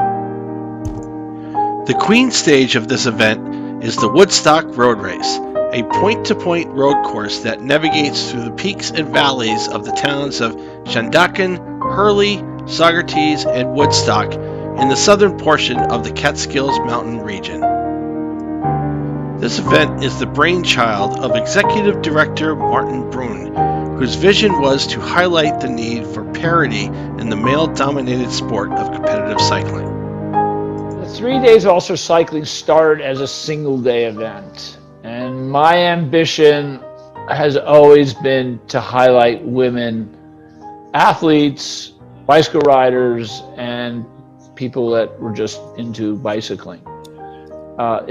In that this event was all about that kind of theme, but I also knew that I wanted to create something that was long-lasting, long-standing, if you will, so that it would be eventually something that riders in 30 years would say, oh, we've ridden Woodstock. We thought of ourselves as somewhat innovative 9 years ago when we were talking with women racers in New York City and finding out that there were just no marquee events for women in the United States. And I'd had the experience of producing men's only racing over the years, and light bulb moment. Since its beginnings, the 3 days of Ulster Cycling has been a showcase for up-and-coming talent to shine, whether it be an aspiring elite rider trying to make it into the professional ranks, or an amateur rider looking to move up the ranks and continue to challenge yourself against bigger and better talent. I heard about the 3 days of Ulster Cycling because it was pretty close to where I'm from, just pretty close to Boston. And I heard that there was this 3-day women's only event in New England, in the Northeast. And I thought it was too good to be true.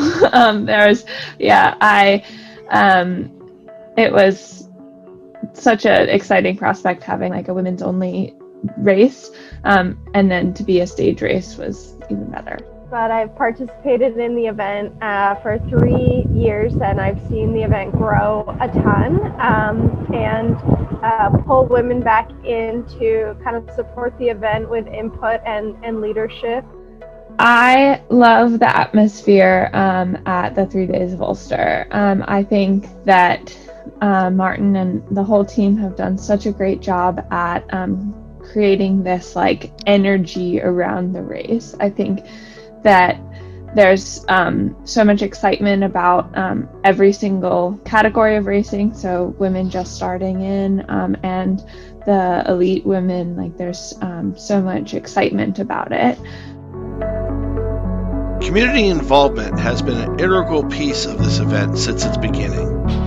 As important it is to have a great event for the participants, it is equally as important to have a great event for the community.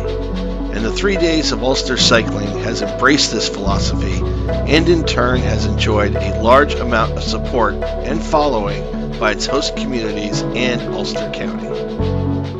This race has been very important to raising Ulster County's profile within the cycling community. And I mean that not just in the sense of the professional cycling community, but in cycling in general. And so having a premier race with fantastic racers and dedicating an entire community such as Woodstock to making sure that this takes place has been really helpful to raising our profile as a destination. Community, camaraderie, competition. These elements have made the 3 days of Ulster Cycling the event that it has become. And as the race evolves into the future, these elements will continue to support the event's ultimate purpose, to raise the profile of women in the sport of cycling, to increase the acceptance of cycling in the community, and to foster the development of women competitive cyclists to reach the very top level that the sport has to offer.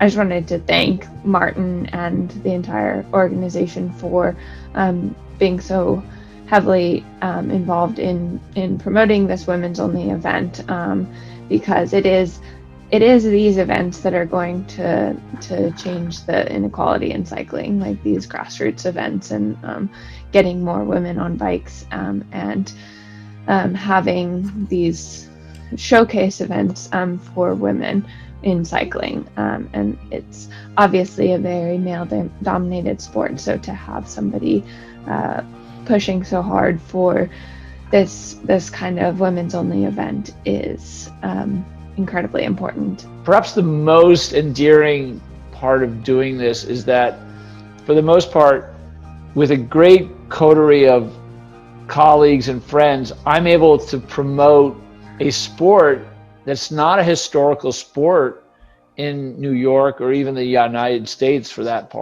matter.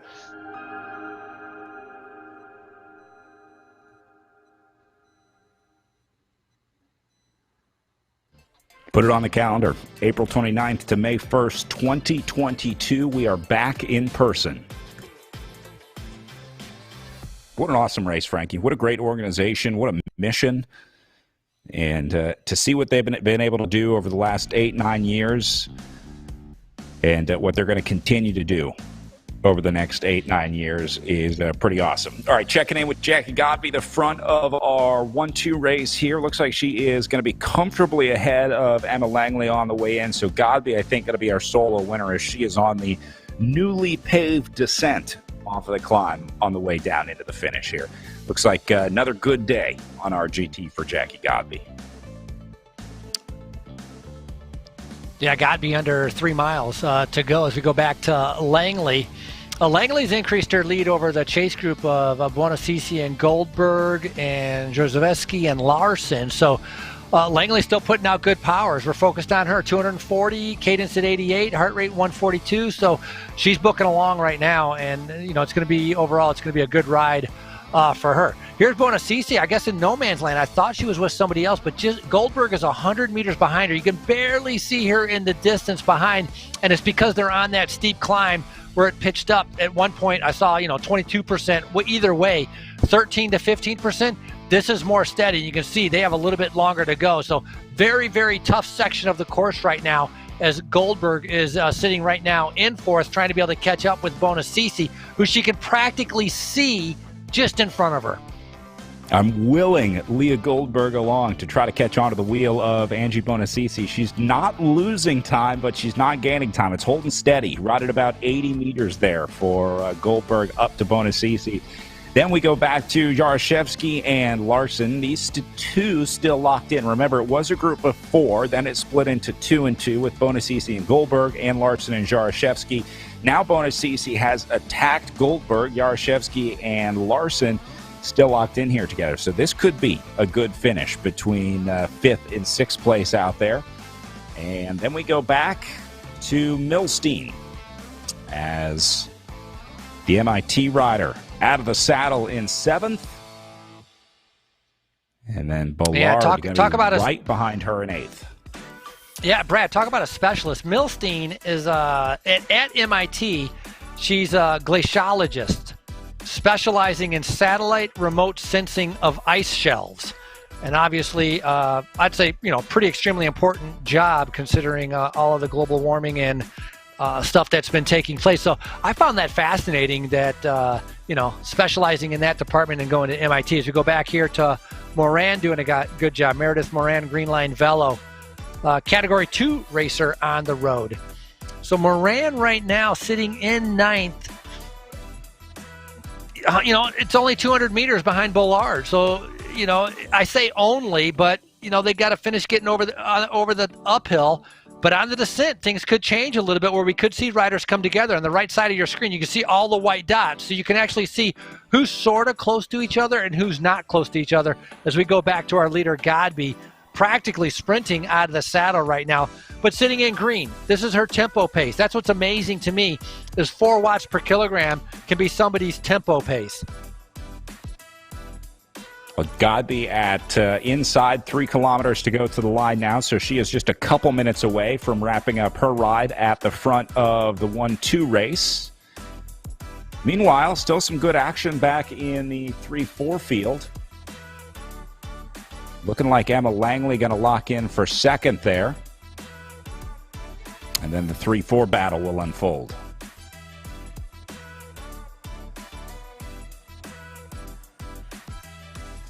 Heart rates come down a little bit for Jackie Godby also. For a while there on the climb part, we saw her, which isn't really that much of a difference, so she's still pushing the pace, but she was like 175 to 180. I noticed what the heart rate was.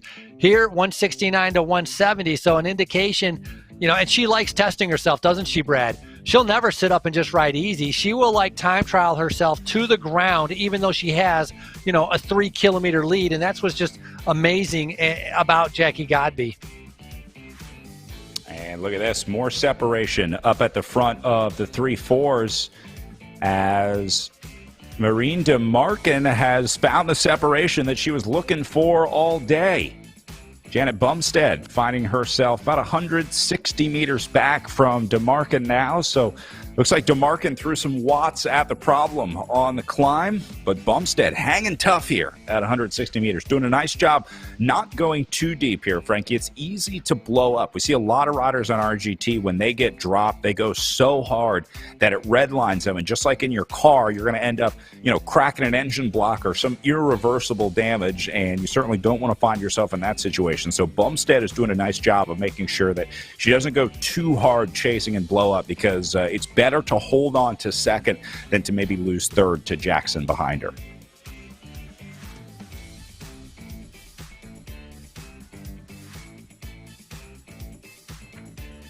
A little bit further back as we go to Cahill, doing a nice job. Jackson just in front of her about 300 meters. Cahill on the, one of the steeper sections of the course. Looks like her avatar is about to stop right now. Look at the cadence, 54. Barely pedaling, and again, because on a 12-16% grade, it's just a matter that you run out of gears. It's different in the virtual world. And so running out of gears, out of the saddle, pedaling like 50 RPMs, pretty much just using brute force to be able to get over this certain section of the race course.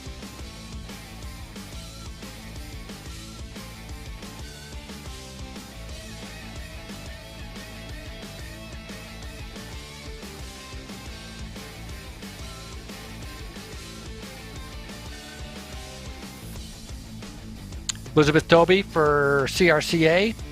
She's actually on the board of CRCA, works in marketing, and is a category 4 on the road.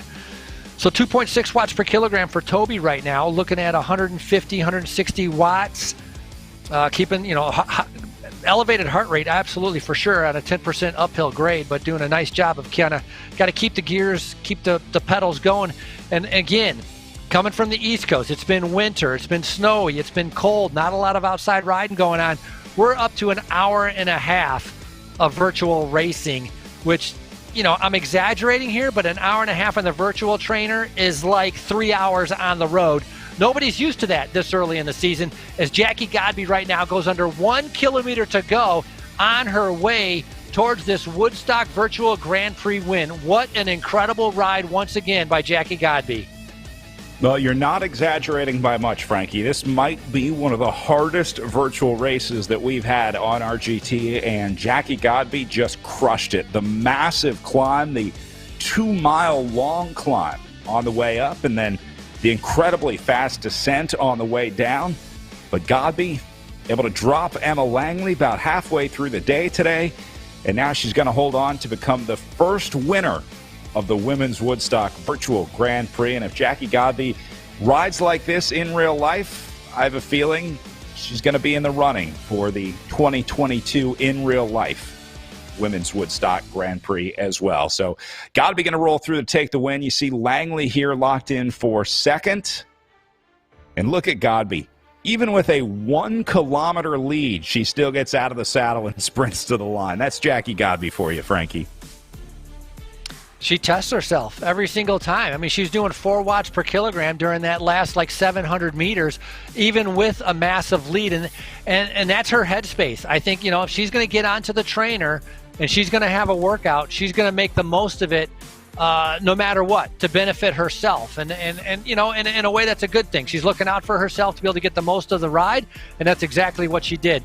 Emma Langley doing a fantastic job from TIBCO, too, also. Coming in right behind here. You have to remember, Godby was part of the U.S. World Championship esports team. I mean, we're talking about the elite of the elite of virtual racers. And so, to have her ride away from you is, she'd ride away from almost everybody. And so Langley doing a good job sitting there right there in second place, trying to be able to get across that line. So 25 years old, again, first year on Team TIBCO. A fantastic job, still with about 3.5 kilometers to go to the line, but definitely on her way towards a solid second place. Jackie Godby, you talked about on the Esports Worlds team, but also rode her way to a top 10 finish there. So I guess we could say one of the 10 best esports racers in the world just won the Women's Woodstock Virtual Grand Prix. Pretty awesome to see Jackie Godby up at the front. Meanwhile, Angie Bonacisi riding her way into third here. Looks like she is going to stay away from Goldberg. Remember, we were watching that battle all day in what was originally a group of 4. And looks like it's now down to just Bonacisi solo up at the front. With a little bit of a gap also. I think relatively safe, about 600 meters in front of Goldberg and Zhorzelewski. It's blown up. It's just individual riders everywhere, which, in real life, I'm sure that's pretty common at the Woodstock, in the Woodstock road race. And it played out right here in the virtual world also, as Bonacisi should be happy, though, with this podium spot. Probably one of her better rides that she has done, so has got to be proud, especially on such a tough course. And look at that time, 1 hour, 40 minutes. That's a long day in the saddle on a turbo trainer.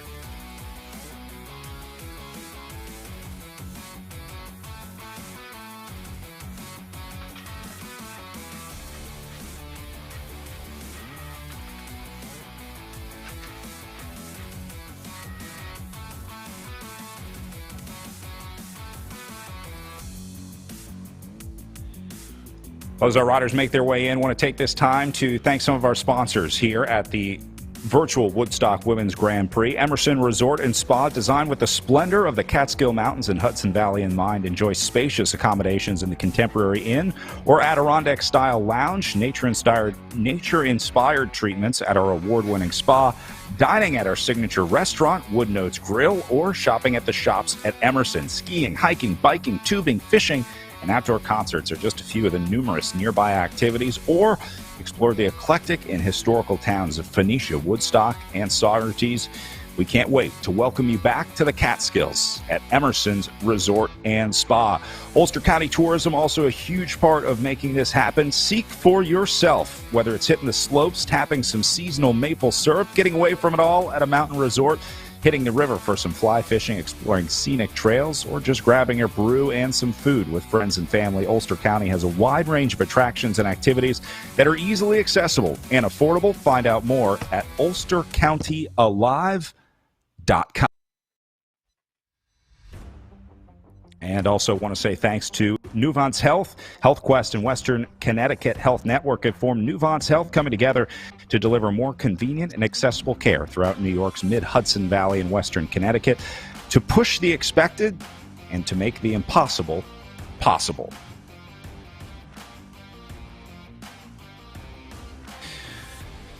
All right, well, as Langley makes her way in, we are going to go over and see if we can grab a word with our women's race winner at the front of our 1-2 race. Let's go over and grab a word with Jackie Godby.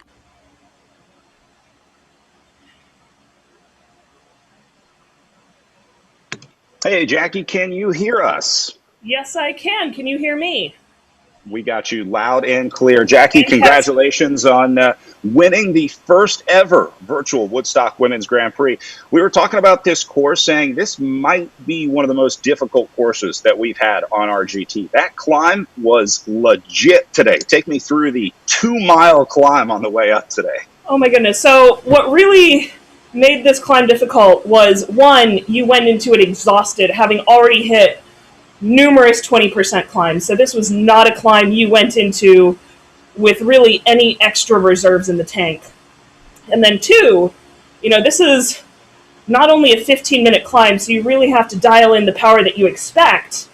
But then, as you saw, every 400 to 800 meters, the climb just surprises you with another one of those like 18% grades, 20% grades. So you have to pop out of your comfort zone or risk stalling.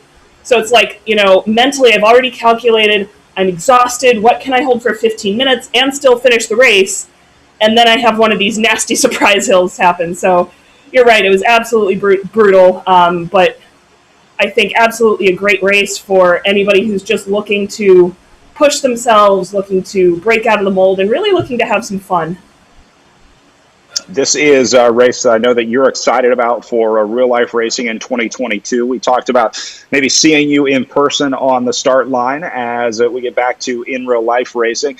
Jackie, before we get to that, I forgot I didn't say congratulations on the residency. I know you got matched up, so you know where you're going now. The next few months of your life are a little more clear, but it sounds like you're going to be able to race virtually wherever you are in the country. But you're headed to St. Louis, is that right? Yes. So hopefully I will get to see the Gateway Cup in real life. Very, very excited about that. We will be doing radiology residency at Washington University, St. Louis. Just absolutely thrilled.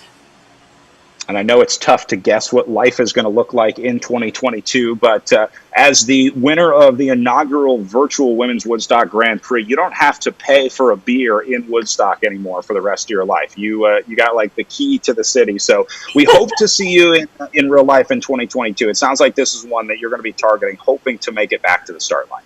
Absolutely. I think virtual racing this year has definitely just whet my appetite for more in real life racing. Like this is proxy, but also training ground, like just getting me ready to see what's out there, getting me ready and getting me hungry for what comes next. So lots and lots of fun. And last question, I know it's super exciting to see these women's only events and seeing more and more races offering multiple categories for women's racers. This is an awesome opportunity, not just for riders at the highest level, but we saw an awesome race in the category 3-4 race as well. I just want you to comment real quick on sort of the culture around racing that we've seen develop here in virtual racing, because I know you have been a big champion of getting more riders into racing, seeing more women on the RGT platform, and I think that really lines up with what the Women's Woodstock Grand Prix is trying to do. You know, I think the virtual platform is absolutely about democratization of the sport. You know, there's this lower bar to entry. You don't need the higher end race bike. You know, you can do it in your living room. You don't have to travel. You don't have to make a weekend or a week out of it. You know, and you can absolutely start at your level, at your power level. You can find racing buddies. You can, you know, practice those turns. You can practice the draft, and really from the safety of your living room. And if something happens, if, you know, life happens, you know, you can always just stop, go take care of it, and you still come out with a win. You still come out with better fitness. You come out with friends, and you come out at the end of the day, you know, knowing where your limits are and being able to set better goals for next time. So as much fun as it is to race at the top, I absolutely think this is a sport for everybody. And like you said, I'm really excited to see this develop and grow as a sport for all women. Well, Jackie, congratulations. You are a great champion for the Women's Woodstock Grand Prix and a great champion for women's racing as well. So congrats on the win today, and congrats on everything. The residency, the upcoming wedding, and of course, all the wins on RGT. Jackie, thanks for today. Thank you so much. You've been well. Have a great day. Well, Frankie, one of the more impressive people that you'll ever meet in your life there. Jackie Godby winning our virtual Women's Woodstock Grand Prix. You see Emma Langley on her way in. Angie Bonacisi is about 2.2 kilometers out as Langley has actually wrapped up. I see her at 0 watts per kilogram. So Emma's done. Bonacisi will be the next one in. And then we got that category 3-4 race to work out as well. That should be an exciting one as we look at Goldberg here sitting in 4th just behind her. The separation did happen eventually, Frankie. Remember, this was a group of 4. I was a little surprised to see it so late in the race, but eventually the climb took its toll out there. Well, according to Jackie Godby, it seemed like that climb would have destroyed anyone. And so, yeah, no surprise there that the climb kind of ripped a lot of the riders' legs off and definitely separated this group. Angie Bonacisi doing a fantastic job. And you know what? She came so close in the first quarter of this race and keeping in contact with Godby and Emma Langley, just coming off a little bit and then found herself. So she showed a lot of superior strength right in the beginning of the race to almost tag onto these. And now she's showing that superior strength once again to put herself into 3rd, riding away from that group of 4 as she's heading in towards the finish line. So a fantastic ride by Angie Bonacisi so far, with Goldberg sitting just behind her to be able to take home 4th place. Bonacisi putting in the work too. You saw her moving into the yellow and orange zone as they come onto the flat section here just off the bottom of that descent. I found it pretty interesting with Jackie Godby talking about, and it didn't occur to me about the level of entry, about, you know, a lot more people, not just women, but cyclists, men, teenagers, to be able to get onto the trainer in order to be able to do racing virtually, because you don't need an expensive bike, you don't need the carbon wheels, you know, any bike on a trainer, and you just got to be able to put out the power, and you save on that cost of traveling and being away from home and balancing, you know, school or work. And so, you know, her bringing that up actually resonated with me because I never thought about it that way before, but it really does open up a lot of doors. And, of course, RGT free to race on. There is a free tier that you can race on RGT, so it opens it up to even more riders. You don't have to sign up for a monthly fee for the platform if you don't need access to the other features. Bonacisi on the way in now at about 500 meters out from the line. This one's going to feel good to be done with. I saw Jackie Godby celebrating when she hit the line. That is, we don't see that a lot from Godby. She's sometimes a stoic rider on the trainer, but I think This one feels good to be done with because that climb is a beast out there. So Bonacisi out of the saddle on the way in as she's going to lock up third place on the day. Great ride by Angie Bonacisi, and not only that climb, but look at that, hour and 51 minutes. I mean, that is a long time on the smart trainer to be putting out the watts that are needed to be able to get through this course. That'll be interesting too, at the end of the day, a little bit later on, or once they go back to be able to check the results, to see the average power output. Because you got to remember, Godby was by herself, Emma Langley was by herself, Bonacici's been by herself, so the average power output, I think, is going to be a little bit higher than what we normally see, and of course that would make the day a little bit tougher. And DeMarkin in the same boat, putting out 3 watts per kilogram right now, doing a fantastic. Now, normally DeMarkin loves doing cyclocross. She's a big cyclocross rider, normally a category 3. On the road, she's a category 4. But, the cross gives her a lot of technical skills, a lot of racing skills that she's enjoyed doing as we go back to her chaser, which is Allison Jackson on the course right now. So Bumstead falling back from second to third. Bumstead not finding the legs that she wants on the second part of this race course as Allison Jackson now coming towards the front. And look at this. It looks like Allison Jackson's actually making her way back up to DeMarkin because it was a gap of 85 meters, and it looks like it's coming down with 5.8 kilometers to go. This is a huge reshuffling. Yeah, Jackson is not only going to pass Bumstead here, but might be catching up to DeMarkin. So Alicia Jackson on her way up into the front group here. We're watching the distance, 70 meters, 68 meters to go, 65 meters. I think she's going to do it, Frankie. Alicia Jackson is about to bridge the gap up to DeMarkin here, and this is going to drastically change the race situation at 5.5 kilometers to go. DeMarkin must see the screen, and you may see what's happening, but there's nothing you can do about it. That climb, as you had mentioned, Brad, really sapped a lot of these riders' legs. But also, again, I'm gonna repeat it. The hour 52, the amount of time that this race has lasted is very, very long. I mean, this is an ultimate endurance test, and so DeMarkin right now, being lured back in, being chased as Jackson is just flying out on course. 3.8, 3.5 watts per kilogram to Jackson. DeMarkin right now at 2.8. That's the difference right now as Jackson is about to make contact with just over 3 miles to go. Look at Maureen DeMarkin hitting the red zone every once in a while. She's like, Alicia, if you're going to get on this wheel, you got to fight for it. DeMarkin is not making it easy for Alicia Jackson to get up here, but it looks like she's going to make contact here. I'm going to go ahead and say she's done it. So DeMarkin and Jackson, your 2 riders up at the front now. She made the catch or will make the catch with 4.7K to go here, Frankie, as now Bumstead will have to try and figure out what to do behind that group of 3. Boy, I thought Jackson was going to get there, but DeMarkin is doing an awesome job of making this as tough as possible for Alicia Jackson today.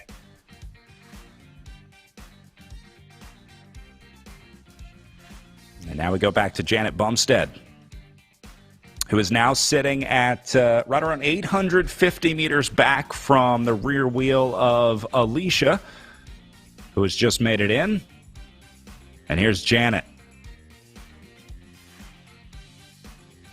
Well, Frankie, you talked about the difficulty of a 2-hour trainer race. Virtual racing is its own beast. We talk a lot about how this transfers over from road fitness. We talked about the cyclocross riders. They're usually tuned for like an hour of effort, but I don't think anything really prepares you for the type of racing that you have to do on virtual platforms like this. It's just a totally unique discipline of racing. I mean, a 2-hour road ride would be a cakewalk compared to 2 hours on the trainer in the virtual race. This is like so much more intense and hard. And so nice job with Jackson. And DeMarkin, if she can figure out how to sit on that wheel and save some watts and try to rest up, it would bode her very, very well. She's been out there in front all day long. Jackson really came from like 4th or 5th back, really very surprised, had no idea she had the kind of power and energy still left in her to be able to come up here to be now fighting for the win. So Jackson racing in that category 4 division, and right alongside was Blumstead and DeMarkin actually are racing in the Category 3 division. So Jackson putting herself in a spot for that. Hold on, let me double check that real quick.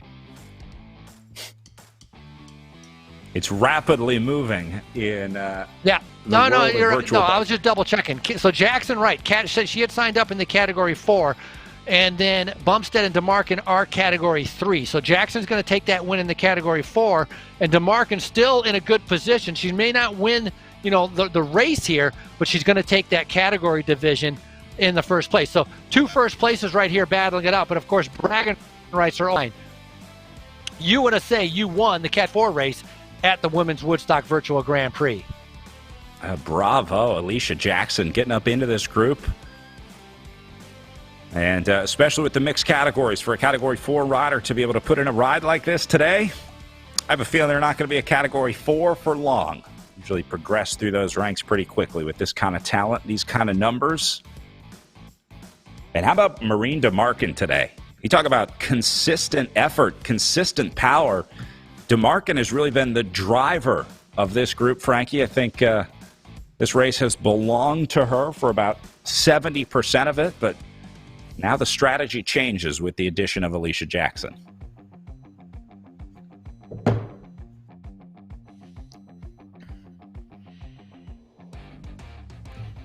Be a little bit different also with them trying to figure out the sprinting, right? We've talked a lot riders from the criteriums to the road races. One of the most difficult things of the RGT platform and in the virtual world of racing is figuring out that timing to be able to do the sprint. And so this will be interesting for these 2 riders, both of them which are going to be relatively new, as DeMarkin right now is just completely cracked. That grade, you see how that, and Jackie Godby talked about it. It just comes out of nowhere. You don't see it, and all of a sudden it's like 9%. You don't see it, all of a sudden it's 8%.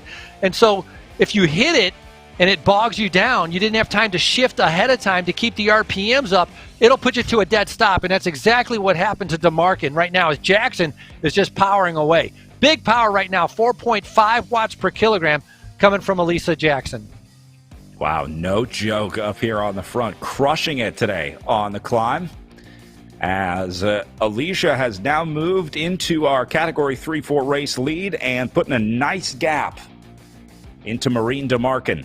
At now 60 meters ahead of DeMarkin, she is continuing to put time in here, going up to 65 meters now. Wow, Jackson really saving some for this climb. I think Alicia probably looked at this profile and said, I'm going to save as much as I can for this big climb, because it's pretty clear that that's where this race is won and lost. If you can just be close, even in Alicia's case, within a minute of the leaders, you can make that up on the final climb. Brilliant riding by Alicia Jackson today.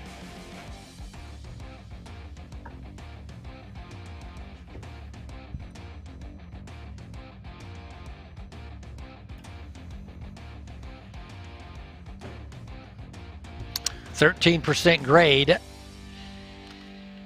Tough last little final climb, 2.2 kilometers to go. Got a comfortable lead right now, building up 75 meters. We'll have to watch that, see if that continues to go up to 100 meters. We'll know that Jackson is going in the right direction, as DeMarkin is trying to be able to hang in there and stay in contact. 2.1 kilometers to go for Alicia Jackson up on the front of this one. You see the 3 white dots. That is going to be our podium with Jackson, DeMarkin, and Bumstead, although that order, if this goes the way that it has, may continue to change look at Jackson over the next 2 kilometers. And no, Jackson has lost power. This is a technical for Jackson. She's back in now, but you see how she registered 0 power there for Jackson. That was almost definitely a Wi-Fi dropout, an internet dropout there for Alicia Jackson. So luckily she got reconnected, but Jackson having a spot of bother there. I had a spot of bother. My heart rate just spiked. I was like, holy cow, I just saw zeros everywhere. And I was like, oh my goodness. After 2 hours and coming back from no man's land to take the lead, and then you have a technical glitch to be able to almost take you out of it. That was crazy. Well, I guess just like in real life racing, you got to have a little bit of luck on your side. So I guess we'll call that like a good wheel change, right? That's like where you get a flat, but neutral support is there. It's a smooth swap, and you're back to it. So only lost a little bit of time up there for Alicia Jackson. And it looks like she's recovering pretty well here at 1.4K to go.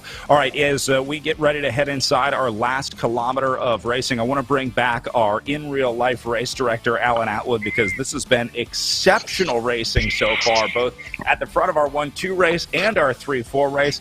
Alan, I think it's safe to say these are worthy winners today on the virtual course, and I got to say congrats to the course design team, because I think this one pretty accurately shows how difficult the ride is today. I think it proved out there today that this is a no-joke climb in real life. Yeah, it's a no-joke course, too. So, congratulations to all the athletes that participated. And the first virtual Grand Prix was absolutely stellar, and can't say enough good things about it. As Alicia Jackson makes her way in to take our win at the front of the 3-4 race. Alan, for riders that want to be a part of the Women's Woodstock Grand Prix in 2022, when we're back to it in real life, where do we go for more information? How do we start planning the trip now? Because I think there's a lot of riders that are going to be excited about making it to Woodstock in Ulster County. Yep, you just need to go to womens-cycling.com. That is our website for our group, and we're going to have information up probably sometime in the fall for the 2022 edition. Couldn't have made it any easier. Womens-cycling.com. Alan, thanks so much. And thank Martin as well for all of our riders out here, all of the cycling fans. This is a huge part of the calendar every year, and it's an honor to be a part of your virtual Women's Woodstock Grand Prix. So a big thank you from Frankie and I, and from all the riders as well. Thank you. All right, well, Alicia Jackson on her way in for the Category 3-4 overall win. But remember, our first Category 4 rider as well into the red zone across the line. Frankie, what a ride for Alicia Jackson. Just goes to show you, it's never over till it's over, is it? She made the catch at 4.7K to go, and then was able to drop DeMarkin on the way into the line. Yeah, an incredible ride. I can only imagine. I was thinking about when she had the her Wi-Fi went out, or her with technical issues, like probably screaming through the house, yelling at everybody to get off Netflix so she could finish up her ride. But came from way in the back, and a fantastic win by Alicia Jackson. I mean, she managed her power, she managed her nutrition, hydration, pretty much did everything perfect, and now can go and sit on the couch for a well-deserved rest and a nice bowl of ice cream. As Bumstead also sitting right here in third. All these riders, this would be a very tough, challenging course for them. They're going to be done with this today and be like, thinking like, hey, this was a huge accomplishment, and they should be very proud of being able to get through here with over 2 hours on the trainer. So DeMarkin now is second place here in our Woodstock Grand Prix. You know those rides in real life where you get home and you just eat something on the floor of the kitchen, just like whatever you can find. You're so hungry, you're cracked, you end up eating a quart of ice cream on the floor while leaning up against the fridge. I think this is one of those days. I think this is one of those virtual rides. So hopefully these riders get a little bit of rest on this Saturday and get a chance to recover. Now, normally they'd be back to racing tomorrow. Obviously, this is part of the 3 days of Ulster cycling. We talked about the circuit race and the time trial, but I think this is enough for 1 weekend of racing. This virtual race has been brutal on these riders. So watching Cahill on the way in now for fourth place, as Lizzie Cahill has given herself a nice pad back to Toby. So it looks like Cahill will be good in for fourth place today. So any tips for recovering from virtual racing, Frankie? I know you've been doing some racing on RGT. Do you do like a cool down afterwards? Do you usually spin out, or you just want to get off the trainer ASAP? Well, generally you want to get off the your mind is telling you to get off the trainer ASAP, but a cool down would be better. But in this instance, where everybody's been individual, right? They've been pushing themselves. They don't need as much of a cool down as normal. They can, maybe just spin down for about 5 minutes. But it's just like in real life, the recovery, just so you can feel a little bit better later on this afternoon, is just get a carbohydrate replacement drink, or go and eat something. Get off the trainer, it'd be great to drink a carbohydrate replacement drink pretty much right away, then go take a shower, cool off a little bit. That's going to be part of the key too, is trying to get, stopping your body from sweating. So taking a cool shower, and then once you get out of the shower, being able to get some normal food into your body. And so that would be part of the hydration and kind of feeling better. And again, it's not about feeling better for the next day for your bike ride. It's just being able to survive the rest of the afternoon. Because I can, just from experience, if I did 2-hour trainer ride, 4 watts per kilogram the whole entire time, I would be pretty blown out for the rest of the day. So I would have to be able to eat and drink a pretty good amount in order to be able to function a little bit later on. Oh, the good news for the riders in real life, they can hit Emerson Resort and Spa, go for a massage afterwards, get some of that lactic acid worked out of the legs. Talked about relaxation. How about a couple hours at Emerson Resort and Spa, one of the fantastic sponsors of the Women's Woodstock Grand Prix. Also wanted to say thanks to Ulster County Tourism and New Avance Health, some of our presenting sponsors, along with Ulster Savings Bank and Odyssey Energy Solutions. Sharp Transmissions, Kenco, Timbuktu, Volet, Cheyenne Mallow Pottery, Phoenicia Diner, Scratch Labs, and Berkshire Hathaway Home Services. An awesome group of sponsors coming together to support the event, support these women, and create more opportunities for racing, as we're watching Lizzie Cahill on the way in and done for 4th place in our Category 3-4 women's event. So top 5 should be in here shortly. Looks like Toby sitting at 2.2K out. So we'll welcome her in. I wonder if this is what it's like in real life, Frankie. I wonder if it's 1s and 2s coming to the line. I would imagine that climb in real life as well pretty much blows this race apart. So it's pretty much downhill or flat after you get to the top of the climb all the way into the finish. I would imagine probably see a lot of solo riders coming to the line to the finish.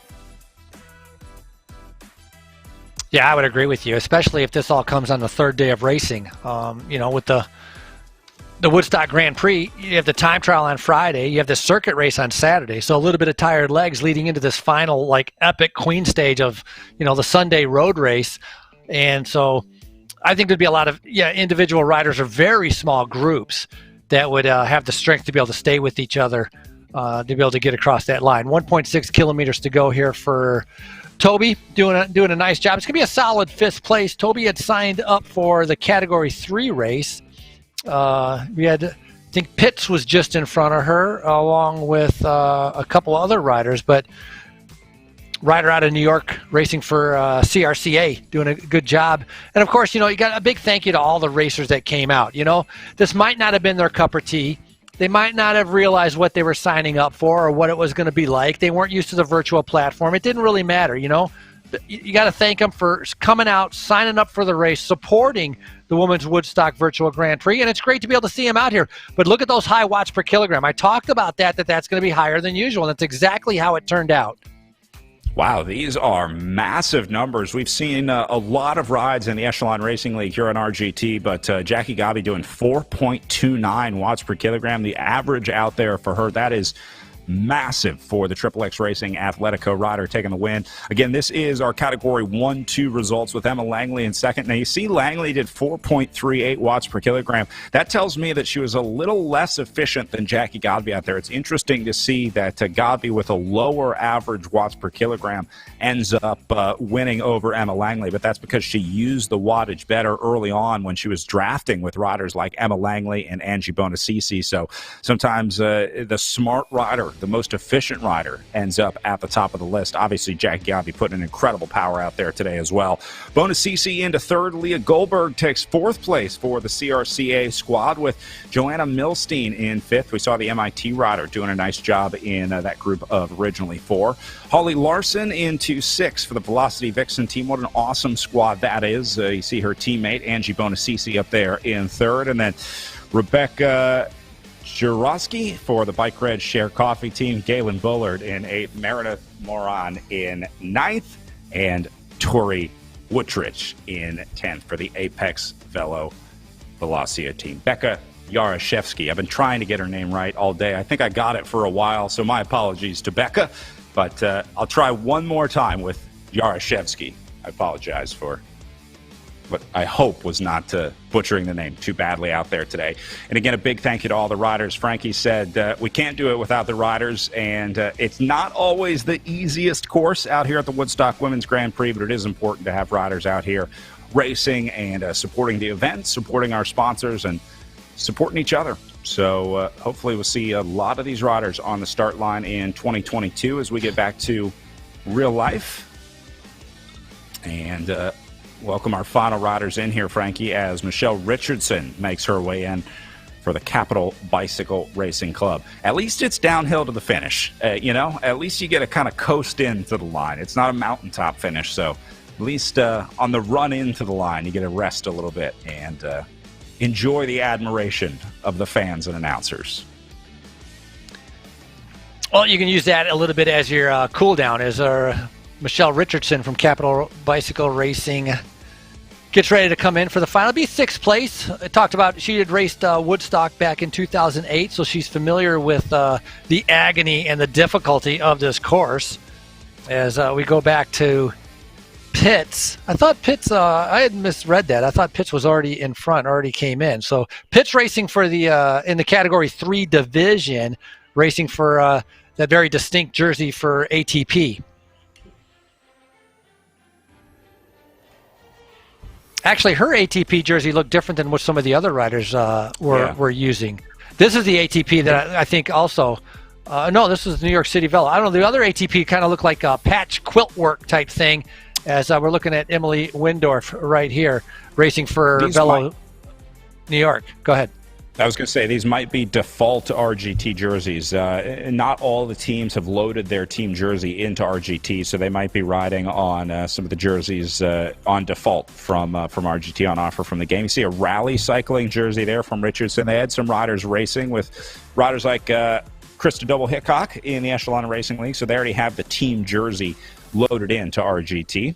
Same with what we think is cinch here for Susan Blickstein, the Revolution Velo rider. But she's wearing the cinch kit here in 9th place in our 3-4 race. And then Orlick back to round out the top 10 as the CRCA rider. I think it is an RGT kit, Frankie, because that is most definitely not the CRCA kit. So I think they're just picking the default skins, if you will. All right, Pitts on the way in.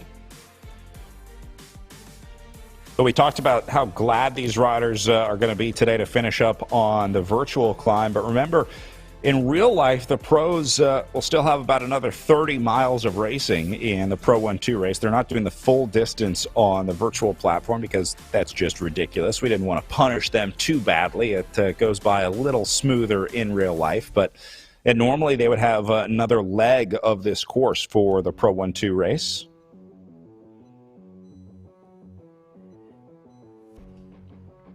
So Pitts in and done as she locks in 7th place on the day. And then Wendorf going to be just behind her in 8th.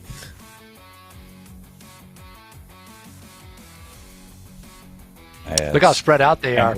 Windorf with New York City Velo coming across, and you look behind that, right? 658 meters, 700 meters, 1.9 kilometers, 2 kilometers.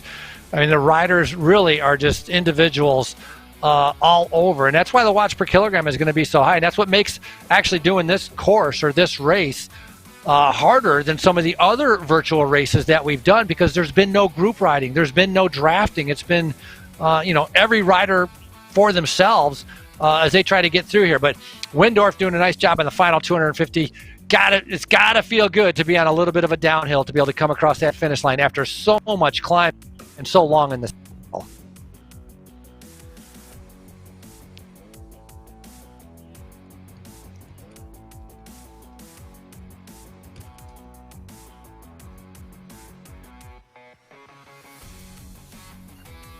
Bravo to all the riders finishing this course today. Just to be able to stay on the platform and stay on the trainer this long today, I think deserves a round of applause. As we're watching Blickstein and Oric on the way in. Looks like Blickstein about to hit the line here. There's the last little corner. And man, that's got to feel good, seeing that 250-meter marker there. After the climb that they went over, it's going to be a welcome end in sight there.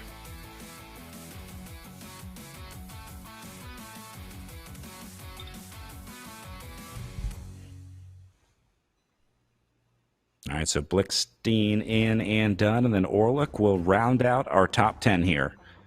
Frankie, if you could hold on to a top 10 ride today, you got to be really proud of that performance. I think all these riders can hold their head high. Well, they should be able to hold their head high, although after 2 hours on the trainer, I'm not sure it's that easy to keep your head up high. Yeah, I think you'd be laying down on the couch, and with the difficulty of this course, I think just, if you came out and you're able to finish it, that's challenging enough. This has been, a tough course. Biritskaya here works for a fintech company that helps people get home ownership for everyone out of New York, and doing a nice ride here, racing for the Ostroy cycling team.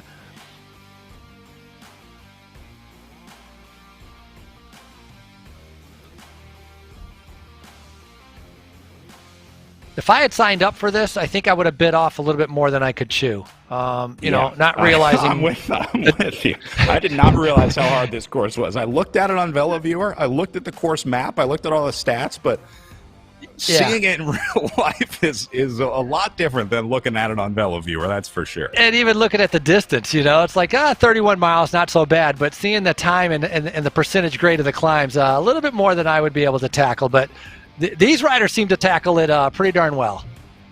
Exceptional job by Alicia Jackson today, coming in at the top of our 3-4 field. Remember, making the last-minute catch on Marine DeMarkin at inside 5 kilometers to go. She held on and then attacked in the closing kilometers to take the win at a 3.11 watt per kilo average. Just over 2 hours in the saddle for Alicia. Marine holds on for second. Janet Bumstead in for third. And then Lizzie Cahill taking fourth place with Elizabeth Toby in fifth for the CRCA squad. Michelle Richardson takes sixth place with Stephanie Pitts in seventh. Emily Wendorf in eighth. Susan Blickstein holds on for ninth place. And then Sasha Orlick in for 10th. Man, what a race out there. Frankie, the 3-4 race, I think in my book, for my money, more exciting than the 1-2 race out there today. Awesome action up at the front. That group of 4 was exceptional. And then the last-minute catch from Alicia, that was an exciting race. I agree. That was an exciting race because I thought the group of 4 might stay together to be able to bring back our 2 leaders, but it blew up and just, you don't usually see somebody coming from like 5th position to be able to come all the way back up to the front. So, yeah, the 3-4 race turned out to be fabulous, and hopefully they're going to go and tell all their friends about what a great time it was, or how hard it was, or how challenging it was, and say, hey, come on out, get your bike on a trainer and come and test this and see how much fun this is. Because, Godby had mentioned, the investment to entry is much lower than doing it in real life, and so it's very inviting for a lot of people. Yeah, we invite everyone to try this course on RGT. If you're not familiar with the platform, you can ride RGT for free, and this course will be available for any rider that wants to try it out, that wants to train on the platform, or wants to get a look ahead at the Women's Woodstock Grand Prix. And Frankie, this is one that we are really encouraging people to check out for 2022 when we're back to racing in real life, because it's a perfect weekend of racing. The circuit race, the road race, the time trial, and then a beautiful place to do it all. It's the perfect place to come spend a weekend for bike racing. So I hope you're as excited about as me after watching the virtual racing out there today. I think the in real life racing, every year at the Women's Woodstock Grand Prix is going to be awesome in 2022. Yeah, and it's a gorgeous area. You go to the restaurants and you walk around town, and the rivers, the streams, hiking. Maybe you're not just a cyclist. You can go running. There's a lot of stuff to do there. It's a beautiful area, and so that's appealing in more ways than one than just the bike race. And again, the county's behind it, the community's behind it. So when you walk in there, you're like a rock star. Everybody's like, "Welcome! You're at a bike race. Come on in!" And you're like, "Yeah, let's do it." It's a lot of fun. And it's a serious course, too. Just got a message from Michelle Richardson, and we were watching racing. Said, I don't know if I could have done that climb in real life right now without toppling over I'm with you, Michelle. If it weren't for the trainer, I don't know if I'd be able to survive up that climb. Well, that is going to do it for us today. Frankie, an exceptional day of racing at the Women's Woodstock Grand Prix, and spreading an important message as well to make sure that we get more women on bikes and make sure that they have the opportunity to race, as this is one of the few women's-only events in the country. So big thank you to Alan Atwood and Martin Ansch-Bruin, the race directors at this race. Frankie, as you know, the opportunity to race is the most important part of becoming a racer, and so this is huge for our women's cycling community.